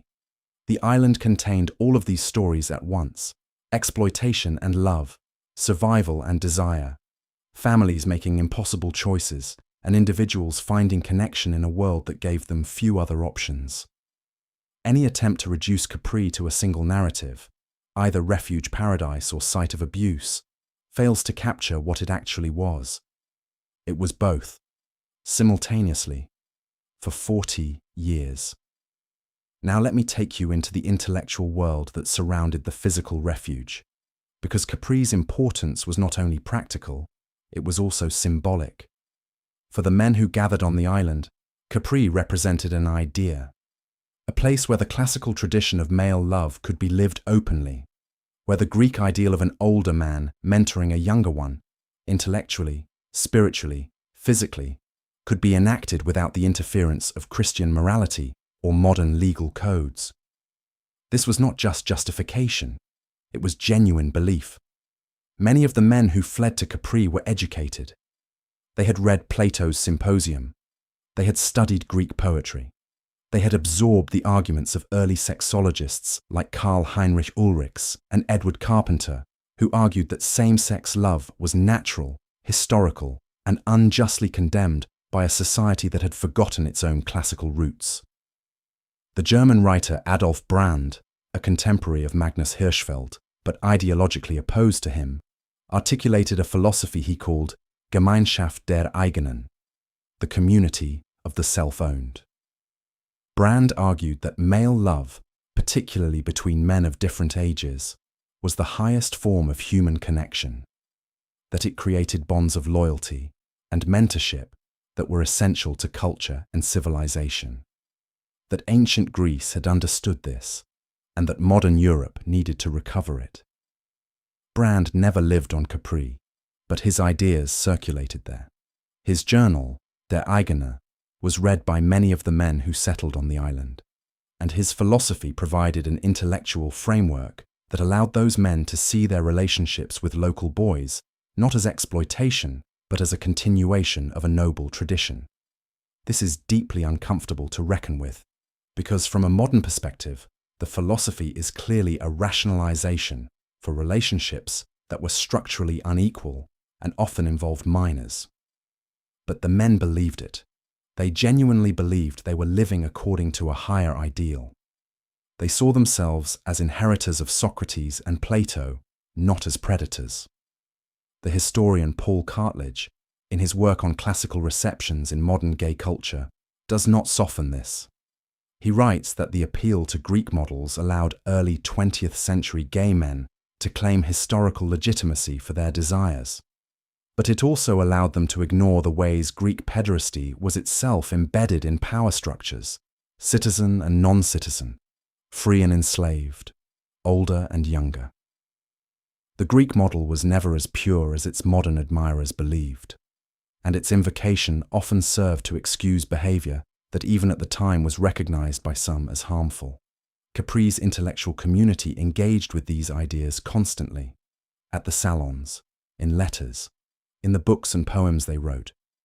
They debated the nature of love, the role of desire, the ethics of age-asymmetric relationships. Some, like Axel Munther, maintained a public respectability and kept their private lives carefully hidden. Others, like Jacques d'Adelswerd Fersen, wrote openly about their attraction to adolescent boys and framed it as aesthetic and spiritual rather than carnal. Fersen's poetry is full of this language. He wrote about beauty, about youth, about the fleeting nature of boyhood and the tragedy of aging. His poem Hic et Hoc, written in 1905, describes a boy he encountered on Capri in language that is simultaneously romantic and objectifying. The boy is compared to a Greek statue, to a flower, to something precious that will fade and must therefore be captured and possessed while it lasts. Modern readers find the poem disturbing. Fersen's contemporaries found it beautiful.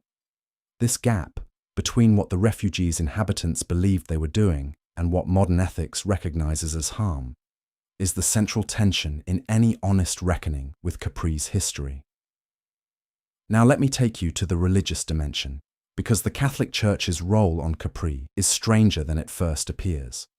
The island had two churches during the refuge period: the Church of Santo Stefano in Capri town and the Church of Santa Sofia in Anacapri. Both were staffed by local priests. Both were nominally under the authority of the Bishop of Sorrento, and both took a position on the island's gay community that can only be described as willful ambiguity. Father Antonio Scopetta, as I mentioned earlier, preached against the foreign residents, but he did not refuse to serve them communion. He did not bar them from Mass. He baptized their servants' children. He accepted their donations to church restoration funds. And when foreign residents died on Capri, he presided over their funerals and allowed them to be buried in the Catholic cemetery. This contradiction troubled some parishioners. In 1914, a letter appeared in the parish records from a local woman, name redacted, asking Father Scopetta why he allowed men living in sin to participate in the sacraments. Scopetta's response, also preserved in the records, is theologically interesting. He wrote that the Church's role was to call sinners to repentance, not to exile them, that denying the sacraments to those who requested them was itself a sin of spiritual pride, and that as long as the foreign residents attended Mass and approached the sacraments with humility, he would not turn them away. The historian Clifford Brown, in his work on Catholic responses to homosexuality in early 20th century Italy, argues that Scopetta's position was more common than official church doctrine suggested. The Vatican condemned homosexuality in the abstract, but local priests often took a more pastoral approach. They saw their role as shepherding souls, not enforcing moral purity through exclusion. This created a strange coexistence. On Capri, you could live openly with a male lover and still attend Sunday Mass. You could host gatherings in your villa on Saturday night and sit in the church of Santo Stefano the next morning. The priest would give you communion. The congregation would nod at you. And then everyone would go home and not speak about what they knew. It was not tolerance, it was compartmentalization. The Capris separated public religious life from private moral judgment. What happened in the villas was a matter for confession, not for the community. And confession, of course, was confidential. This arrangement suited everyone. The Church maintained its moral authority without having to alienate wealthy donors. The foreign residents maintained their access to religious ritual without having to change their behavior. And the local population maintained the fiction that their island was still a respectable Catholic community, despite the evidence walking through the piazza every afternoon. The arrangement worked until fascism forced the Church to choose sides. And when that happened, the Church chose the regime. In 1931, after Mussolini's government began cracking down on Capri's gay community, the Bishop of Sorrento issued a pastoral letter. The letter was read aloud in both of the island's churches. It condemned the corruption of Italian youth by foreign influences. It called on Catholic families to refuse employment offers from men of questionable morality. It praised the government's efforts to restore traditional values. Father Scopetta read the letter. He did not add commentary, but he also stopped presiding over funerals for foreign residents. When a French writer died on Capri in 1932, Scopetta refused to conduct the service. The man was buried in the Protestant cemetery instead. The Church's earlier ambiguity was gone. The regime had demanded clarity. The Church provided it. And the refuge lost one more pillar of its foundation. Now let me take you to one more figure who shaped Capri's gay world in ways that resonate beyond the island itself. Somerset Maugham visited Capri multiple times between 1917 and 1930. Maugham was British, a successful novelist and playwright, closeted for most of his life, though his sexuality was an open secret in literary circles. He travelled extensively, always with male companions, always framing them as secretaries or research assistants.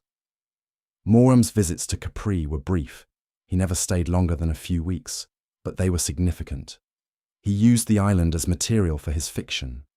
Characters based on people he met on Capri appear in multiple stories, and Capri itself appears, barely disguised, as a setting where English expatriates live in morally ambiguous arrangements that the locals tolerate for money. His short story, The Lotus Eater, published in 1945, is set on Capri. It tells the story of a man who retires to the island at age 35, planning to live on his savings for exactly 15 years and then die by suicide when the money runs out. The story is not explicitly about homosexuality, but it is about escape. About a man who cannot live in England and who finds on Capri a temporary refuge from expectations he cannot meet. Maugham understood what Capri was. He saw the economic arrangements. He saw the age gaps. He saw the rationalization and the exploitation and the genuine affection all mixed together. and he wrote about it with a clear-eyed ambivalence that few of his contemporaries managed. In his personal life, Moorham later settled on the French Riviera, where he lived with his partner Gerald Haxton for decades. He never returned to Capri after 1930, but the island stayed with him. It appears in his fiction.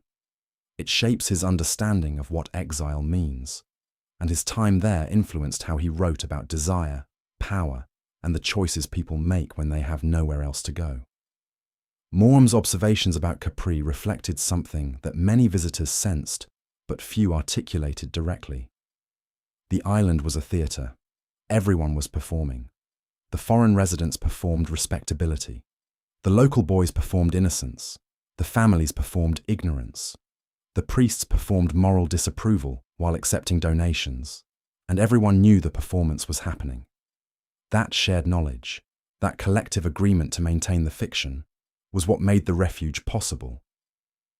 But performances require audiences willing to suspend disbelief. And by the 1930s, the audience was no longer willing. Let me take you through what the collapse actually felt like on the ground, not the political history, the daily experience of watching a world disappear. In 1932, a man named Peter Schmidt, real name lost, but the account survives in letters held by the Schwulz Museum in Berlin, wrote to a friend in Germany describing the changes on Capri. Schmidt had been living on the island since 1925. He rented a small house in Capri. He had a partner, an Italian man named Carlo, who officially worked as Schmidt's cook. Schmidt's letter described how the atmosphere had shifted. The cafes were quieter. Fewer foreign residents gathered in public. The boys who used to loiter in the piazza had disappeared. Carlo told Schmidt that local families had been warned by the fascist party that employment arrangements with foreigners would be investigated, that boys found working in foreign households would be questioned, that families could face penalties for allowing their sons to participate in what the regime called corrupting situations. Carlo was 24 by then, old enough that he was not technically vulnerable to corruption of minors charges. But the regime's language was vague enough that any relationship between a foreign man and an Italian man could be scrutinized. Carlo was afraid. Schmidt was afraid. They discussed leaving Italy. But Schmidt had no money to go anywhere else. Germany was now under Nazi control. England required documentation Schmidt did not have. France was a possibility, but expensive. So they stayed, and they made themselves invisible. Schmidt's letters from this period describe a kind of internal exile. He stopped going to cafes. He stopped attending gatherings. He and Carlo rarely left the house together. When they went into town, they walked separately and pretended not to know each other. Their relationship, which had been semi-open for 7 years, became completely hidden. In 1934, Carlo told Schmidt he was getting married, a local girl, an arrangement made by his family. Carlo said he had no choice.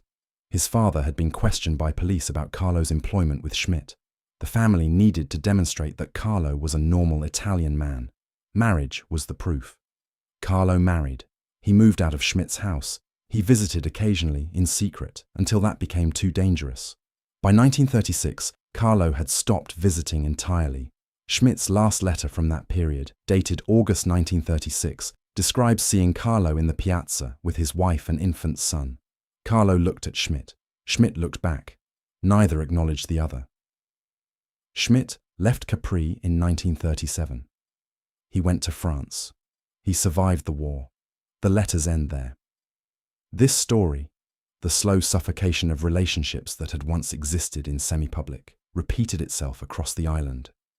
The refuge did not end with mass arrests or dramatic expulsions. It ended with quiet separations, with boys who stopped coming to villas, with foreign men who left before they were forced to leave, with couples who pretended to be employer and servant, then landlord and tenant, then strangers. The fascist regime did not need to raid every villa and arrest every foreign resident. It simply needed to make the cost of visibility too high. And once that happened, the refuge could not function. Because a refuge that requires total invisibility is not a refuge. It is a closet in a different location. Now let me take you into the experience of the local community during this period. Because the Capris were not passive observers. They had their own calculations to make. By 1933, the island's economy was struggling. Tourism had declined because of the global depression. The foreign residents who had once spent freely were leaving or tightening their budgets. The local families who had relied on income from the villas were losing that income. And the fascist regime was offering an alternative economic vision, one based on Italian self-sufficiency, traditional agriculture, and rejection of foreign influence. The regime opened a fascist youth organization on Capri in 1934. The Opera Nazionale Balilla, designed to train boys in physical fitness, military discipline, and fascist ideology. Participation was technically voluntary. In practice, families who did not enroll their sons faced social consequences. The boys who joined wore uniforms, they marched in the piazza, they sang fascist anthems, and they were taught that foreign men living with Italian boys were a form of moral colonization that the new Italy would not tolerate. Some families embraced this. They had always resented the foreign residents. Now, the regime was giving them permission to express that resentment openly. Other families were conflicted. They had depended on the foreigners for income, but they also wanted their sons to have opportunities in the new Italy, and those opportunities required political conformity. The historian Gabriella Gribaudy, in her work on southern Italian communities under fascism, describes this period as one of forced alignment. Families who had maintained private arrangements that contradicted public morals were pressured to conform. The regime did not care what had happened in the past, but it demanded visible loyalty in the present. For the boys who had worked in the villas, this created impossible positions. If they admitted what they had done, they risked being labelled as corrupted or deviant. If they denied it, they had to explain years of employment with foreign men in ways that often did not make sense. Most chose silence. They married. They joined fascist organizations. They built public identities that erased their pasts. And their families helped them do it, because survival required forgetting. Now let me take you to a different kind of loss, the cultural one. Between 1900 and 1935, Capri had been a center of gay cultural production. Novels were written there. Paintings were made there. Poems were composed there. The island appeared in memoirs, travel writing, and fiction as a symbol of freedom, beauty, and escape. Gay artists and writers used Capri as both subject and refuge, a place where they could work without the constraints that limited them in Berlin or London or Paris. When the refuge ended, that cultural production stopped. Some of the work created on Capri survived. Norman Douglas's South Wind remains in print. Somerset Maugham's Capri stories are still anthologized. Jacques de Delswerd-Ferson's poetry is available in French archives, though rarely translated. The paintings of Christian Wilhelm Allers are held by German museums, but much of it is lost. Letters destroyed, diaries burned, manuscripts abandoned when residents fled. The historian James Money estimates that hundreds of works, poems, novels, paintings, photographs, created on Capri between 1900 and 1940 no longer exist. Some were destroyed deliberately by their creators, who feared the material would be used against them. Some were destroyed by families after the creator's death, who did not want the work to become public. Some were simply lost in the chaos of war and displacement. What survives is fragmentary, enough to reconstruct the outline of what Capri meant culturally, but not enough to fully recover the voices of the men who lived there. This is one of the tragedies of closeted history. The archive is always incomplete. The people who most needed to document their lives were the people least able to safely do so. And so we are left with gaps, silences, suggestions of what existed but can no longer be proven. Let me tell you about one specific loss. In 1920, a German writer named Ernst Weiss spent 6 months on Capri working on a novel. Weiss was part of the Prague circle of German-language writers that included Franz Kafka. He was gay, though closeted in public. The novel he was writing on Capri was about two men in love. It was explicit. It was emotionally raw. It was, by all accounts from people who read early drafts, one of the most honest depictions of male desire written in German at that time. Weiss finished the manuscript in 1921. He sent it to publishers. It was rejected. The material was too controversial. Weiss put the manuscript aside and worked on other projects. In 1933, when the Nazis came to power, Weiss fled Germany. He went to Paris. He took some of his papers with him, but not all of them. The Capri manuscript was left behind. It was in Weiss's Berlin apartment.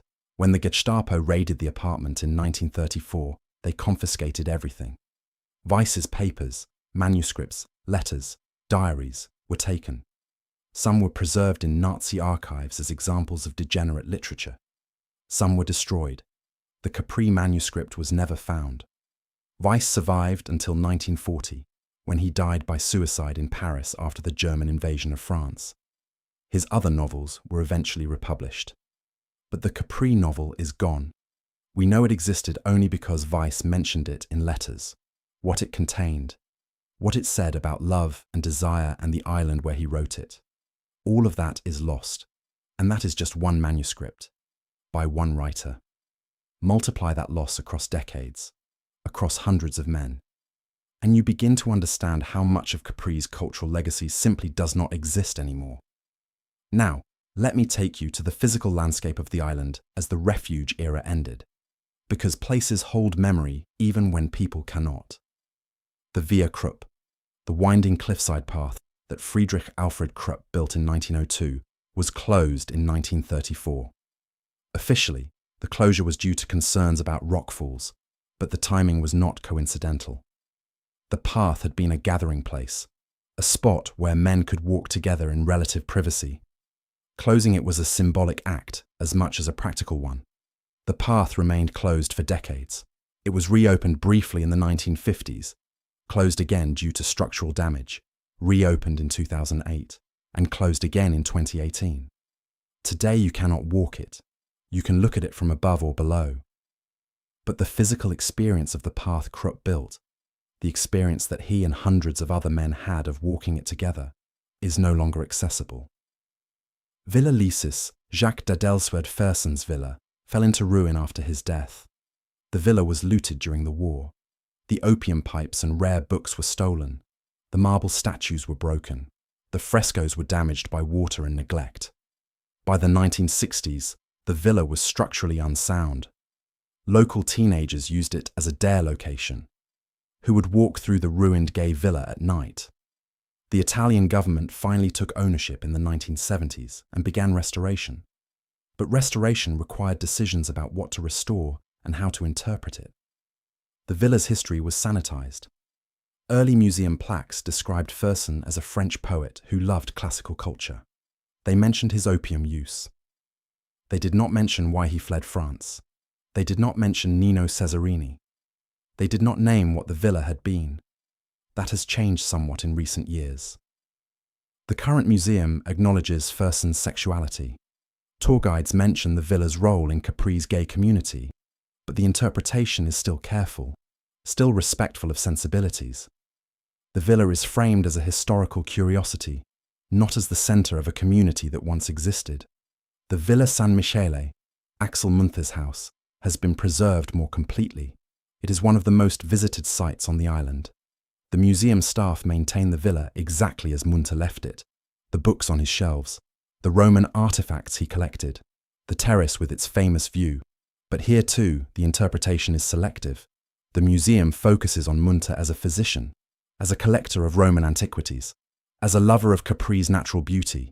The plaques discuss his medical work, his royal patience, his blindness in old age. They do not discuss the young men who lived in the villa, the assistants and companions and servants who appear in his writings, the emotional life that brought him to Capri and kept him there for 60 years. This is how historical sites manage uncomfortable truths. They acknowledge them obliquely. They give visitors enough information to guess at the rest, but they do not state it plainly, and so the full truth remains something you have to already know in order to recognize. Now, let me take you to the cemetery, because that is where many of these stories end, and where the island's memory is most visible. The Catholic cemetery on Capri is small, terraced into a hillside, cypress trees, marble headstones. It holds the graves of Capri's families going back centuries, and mixed among them, the graves of the foreign residents who died on the island. Some graves are marked with full names and dates. Christian Wilhelm Allers, the German painter, has a simple stone. It lists his birth and death. Nothing else. No mention of his work. No mention of what brought him to the island. Other graves are more anonymous, stones marked only with initials, or with names but no nationality, or with inscriptions that are deliberately vague. Beloved friend, faithful companion, missed by those who knew him. The Protestant cemetery, a separate plot on the edge of town, holds the graves of foreign residents who were not Catholic. Norman Douglas was not buried on Capri. He died on the mainland and is buried there, but several of his contemporaries are. The stones are weathered, the inscriptions faded, some plots are abandoned, no one left to maintain them. The historian Clifford Brown visited the Capri cemeteries in the 1990s while researching his book on expatriate communities in southern Italy. He documented the graves, he photographed the headstones, he tried to match names to records. What he found was revealing. Many of the graves had no surviving documentation. The men buried there were listed in cemetery records with minimal information. Foreign resident, age, date of death. No next of kin noted. No estate records. No indication of who they had been or why they had come to Capri. Brown wrote that the cemeteries were a map of erasure. Men who had lived on the island for decades, who had been part of a community, who had left enough of an impression that they were given proper burials in consecrated ground, and yet within a generation of their deaths, they had been forgotten, their stories lost, their names attached to nothing but a stone. This is what happens when communities are scattered and archives are destroyed. The physical traces remain, villas, paths, graves, but the meaning attached to them fades, and eventually, only scholars digging through old records can reconstruct what was once common knowledge. Now let me tell you about one more figure who deserves attention before we move toward the close of this story. Curzio Malaparte arrived on Capri in 1937, and he was different from the other foreign residents in almost every way. Malaparte was Italian. A fascist, initially, he had been an early supporter of Mussolini, a journalist who wrote propaganda for the regime. But by the mid-1930s, Malaparte had fallen out with the fascist leadership. He had criticized Mussolini in print. He had refused to toe the party line, and so he was exiled. Not to a prison island, to Capri, which the regime considered punishment, but which Malaparte considered a gift. Malaparte bought land on the eastern tip of the island, on a cliff overlooking the sea, and he built a house, Casa Malaparte. It is one of the most striking buildings in Italy, a long red rectangle, stark and modern, perched on bare rock, accessible only by a steep stairway carved into the stone. The house was designed to be uncompromising, isolated, a place where Malaparte could write without interference. He lived there, on and off, until his death in 1957. And during those years, he wrote novels, essays, war reportage. His most famous book, The Skin, set in Naples during the Allied occupation, is a brutal, surreal, darkly funny depiction of a city in moral collapse. Malaparte was not gay, but he understood exile. He understood what it meant to be cast out from the mainstream and forced to build a life on the margins. And Casa Malaparte became, in its own way, another kind of refuge. Not for a sexual community, but for artists and writers and thinkers who did not fit anywhere else. The house still stands. It is not open to the public. Malaparte left it to the Chinese government in his will, a decision that has created decades of legal complications. But it is visible from the sea and from certain hiking paths, and it represents the final phase of Capri's identity. No longer a refuge for gay men fleeing Northern Europe, but still a place where people who could not exist comfortably in mainstream society came to work and think and live on their own terms. By the 1950s, Capri's reputation had shifted. It was no longer whispered about as the island of vice. It was written about in travel magazines as a fashionable destination. Wealthy Americans visited. Film stars vacationed there. The island became glamorous, and the history of what it had been between 1900 and 1940 was quietly set aside, not officially suppressed, just allowed to fade. The villas were sold to new owners. The stories were not told to tourists. The locals who remembered did not speak about it, and the men who had lived through the refuge era were either dead or scattered across the world. A few tried to return. In the 1950s and 60s, some of the men who had fled during the fascist years came back to visit. They found an island that looked the same, but felt completely different. The cafes had changed. The people had changed. The atmosphere had changed. What had once been a community was now a memory, and the memory belonged only to them. One of those men, his name was Heinrich, documented in letters he wrote to the Institute for Sexual Science in Berlin before its destruction, returned to Capri in 1962. He had left in 1933. He was 74 when he came back. He walked through the town. He found his old villa, now owned by an Italian family. He sat in the Piazza Umberto. He looked for faces he recognized. He found none. In a letter to a friend in Germany, Heinrich wrote that returning had been a mistake. The Capri he remembered no longer existed.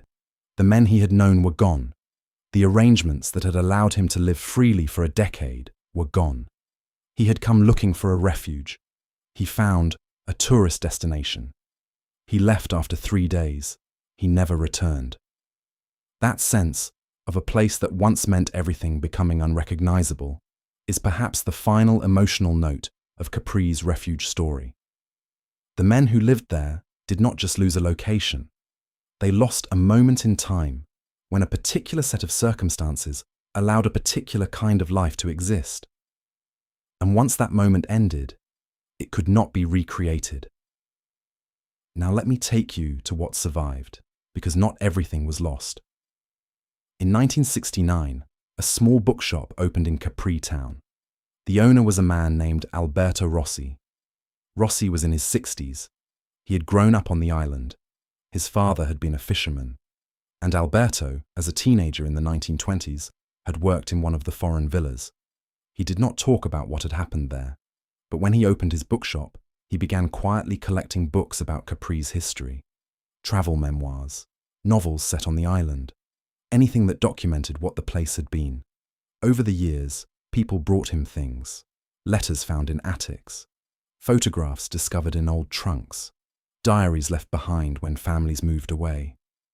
Rossi did not advertise what he was doing, but word spread among the islanders. If you found something from the old days, something connected to the foreign residents, to the villas, to the years before the war, you took it to Alberto. By the time Rossi died in 1994, he had assembled an archive, not a formal one, just boxes of material stored in the back room of his shop. His daughter inherited the bookshop.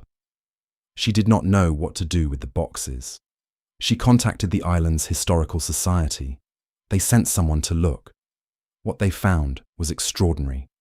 Hundreds of letters written by foreign residents to local boys, photographs of gatherings at the villas, diary entries, sketches, poems, financial records showing payments made to families, employment contracts, and testimonies, handwritten accounts by men who had worked in the villas, describing their experiences decades after the fact. The Historical Society catalogued the material.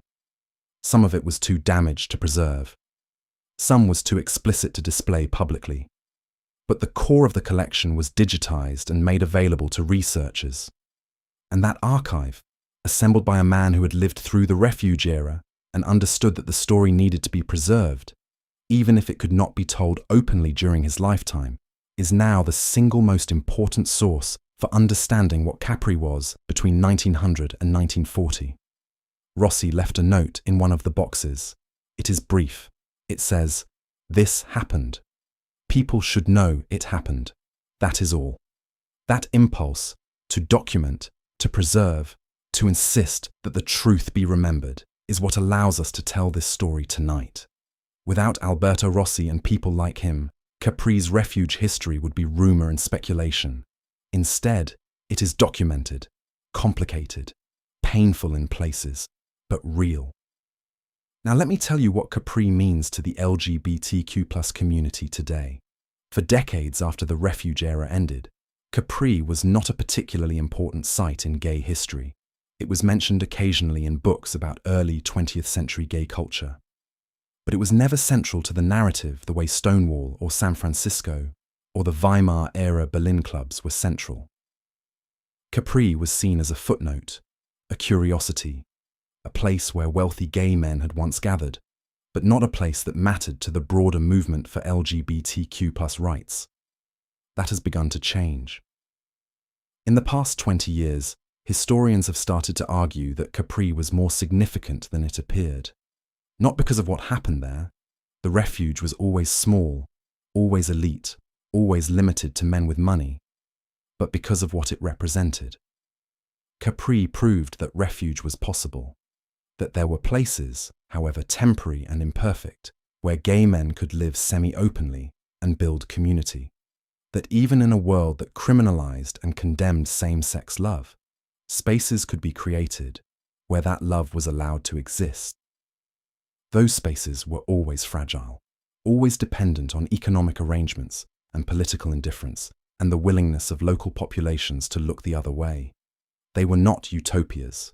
They were not models for liberation. But they were real. And for the men who found them, they were life-saving.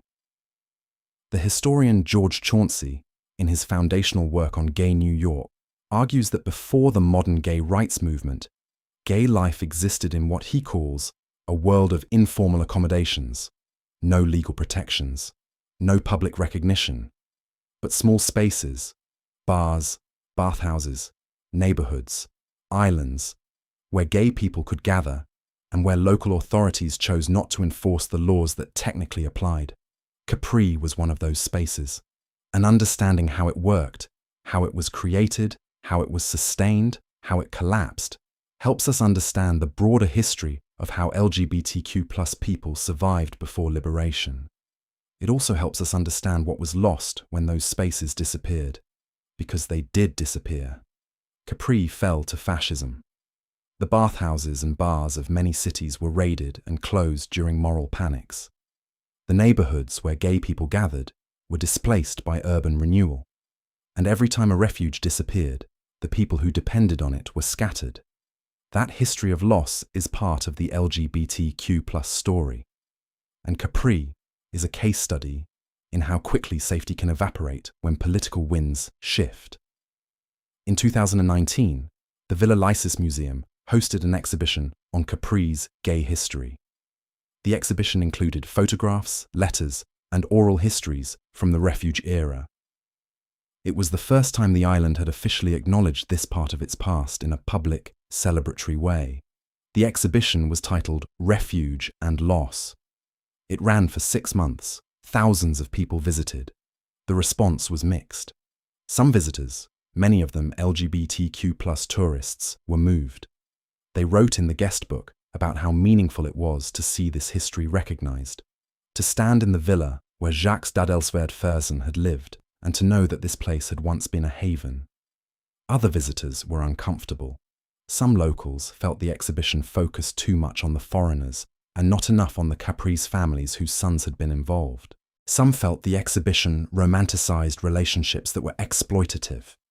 Some felt it did not go far enough in condemning the age dynamics and economic coercion.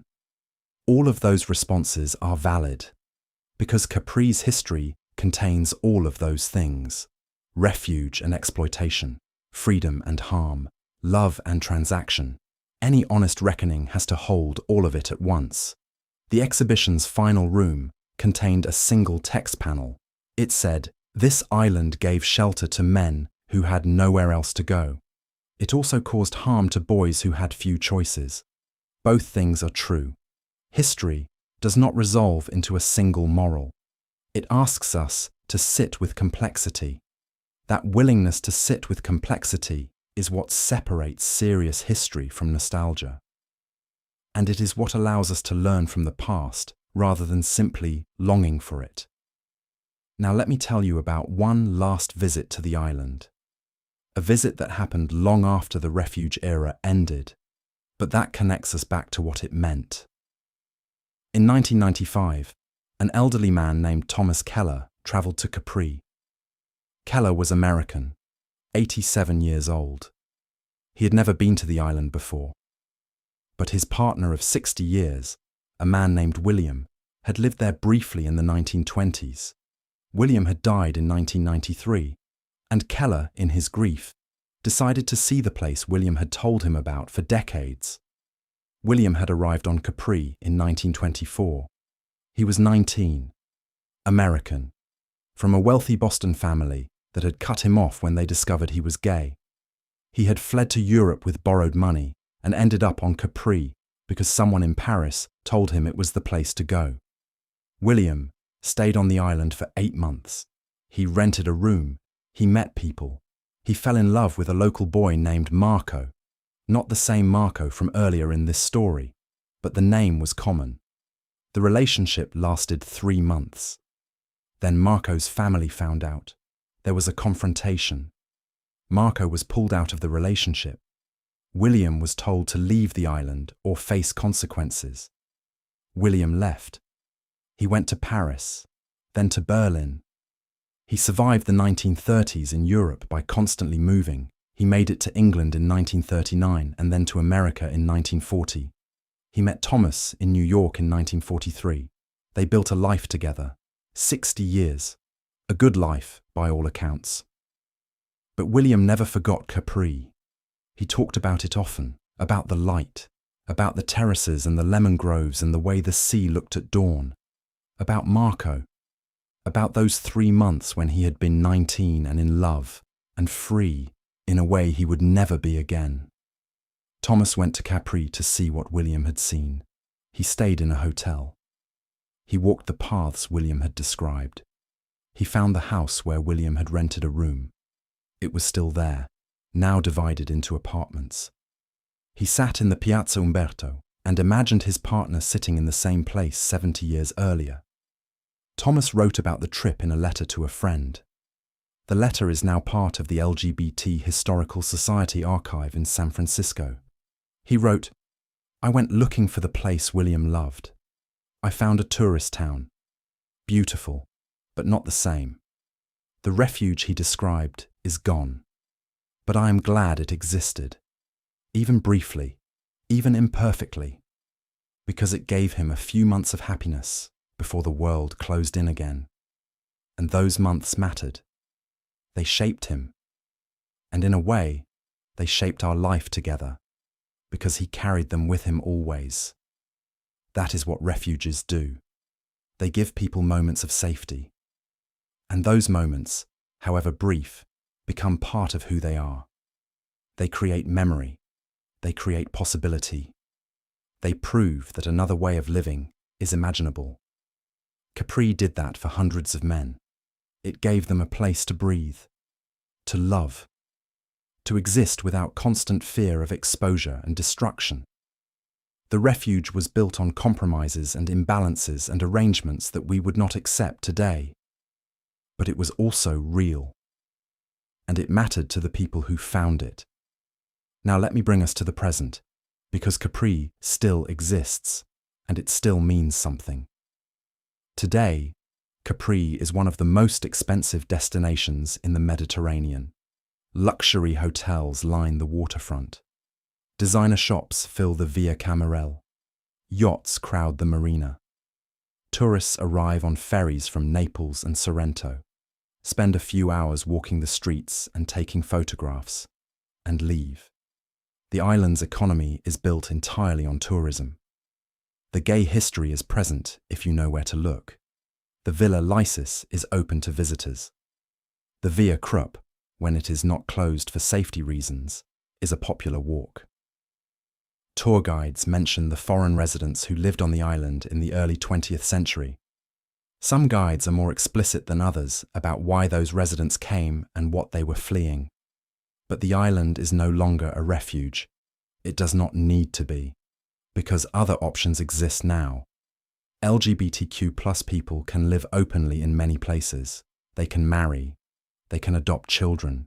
They can serve in militaries and hold public office and exist in society without needing to flee to a remote island. That is progress. Real, meaningful progress. And it makes Capri's refuge era a historical artifact rather than a current necessity. But the history still resonates. Because for all the progress, refuges are still needed. Not in the same way, not with the same dynamics, but LGBTQ+ people around the world still seek places where they can be safe, where they can love openly, where they can exist without fear. And understanding how refuges worked in the past, what made them possible, what sustained them, what destroyed them, helps us understand what is needed now. Capri's lesson is not that we should recreate the past. It is that safety is always constructed, always negotiated, always fragile, and always worth fighting for. The men who fled to Capri were not heroes. They were not revolutionaries. They were people trying to survive in a world that gave them few options. Some were kind, some were exploitative, most were both.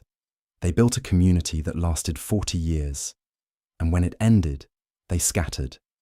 And the memory of what they built faded until historians began the work of recovery. That work of recovery is ongoing. Every year new letters surface, new photographs are found. New testimonies are recorded from the descendants of people who lived through the refuge era. The archive grows, the story becomes more complete, and the complexity becomes more visible. That complexity is the point, because if we tell only the romantic version, the vision of Capri as a paradise where gay men lived freely, we erase the harm done to local boys who had few choices. And if we tell only the exploitative version, the vision of Capri as a site of abuse enabled by economic desperation, we erase the genuine refuge it provided to men who would have been destroyed elsewhere. The truth is both, always both, and sitting with that truth is uncomfortable. But discomfort is not a reason to turn away. It is a reason to pay closer attention. So tonight, as you drift towards sleep, think about the men who walked the Via Crup at sunset, who sat in the Villa Lysis gardens watching the sea, who wrote letters they could not send and poems they could not publish, who loved in rooms where the shutters were always closed, who built something fragile and temporary and real. Think about the boys who waited in the piazza, who made calculations no teenager should have to make, who carried those years with them for the rest of their lives, sometimes with gratitude, sometimes with shame, often with both. Think about the families who sent their sons to the villas because survival required it, who lived with the knowledge of what was happening and chose to look away because the alternative was hunger. Think about the priests who gave communion to sinners and accepted their donations, who preached against corruption but presided over funerals, who maintained the fiction that Capri was still a respectable Catholic island, even as everyone knew it was not. And think about the island itself, a limestone rock in the Mediterranean, 3 miles long, beautiful beyond description, holding all of this history in its stones and paths and gardens, indifferent to human meaning, indifferent to morality, just there, existing, outlasting everyone who ever found refuge on its shores. Capri is still there. The refuge is gone, but the place remains. And as long as it remains, the story can be told. The men can be remembered. The complexity can be honored. And the lesson that safety is always temporary, always fragile, always worth building even when it is imperfect, can be learned again by each generation that needs to learn it. If this story stayed with you, the like button helps the channel reach others who would love it too. May your dreams tonight be filled with Mediterranean light, with the smell of lemon groves and salt water, with the sound of waves against limestone cliffs. And may you wake tomorrow knowing that you live in a world where refuges, however imperfect they have been, have always existed for people who needed them, and that you, in your own way, can help build them still. Good night, and sleep well.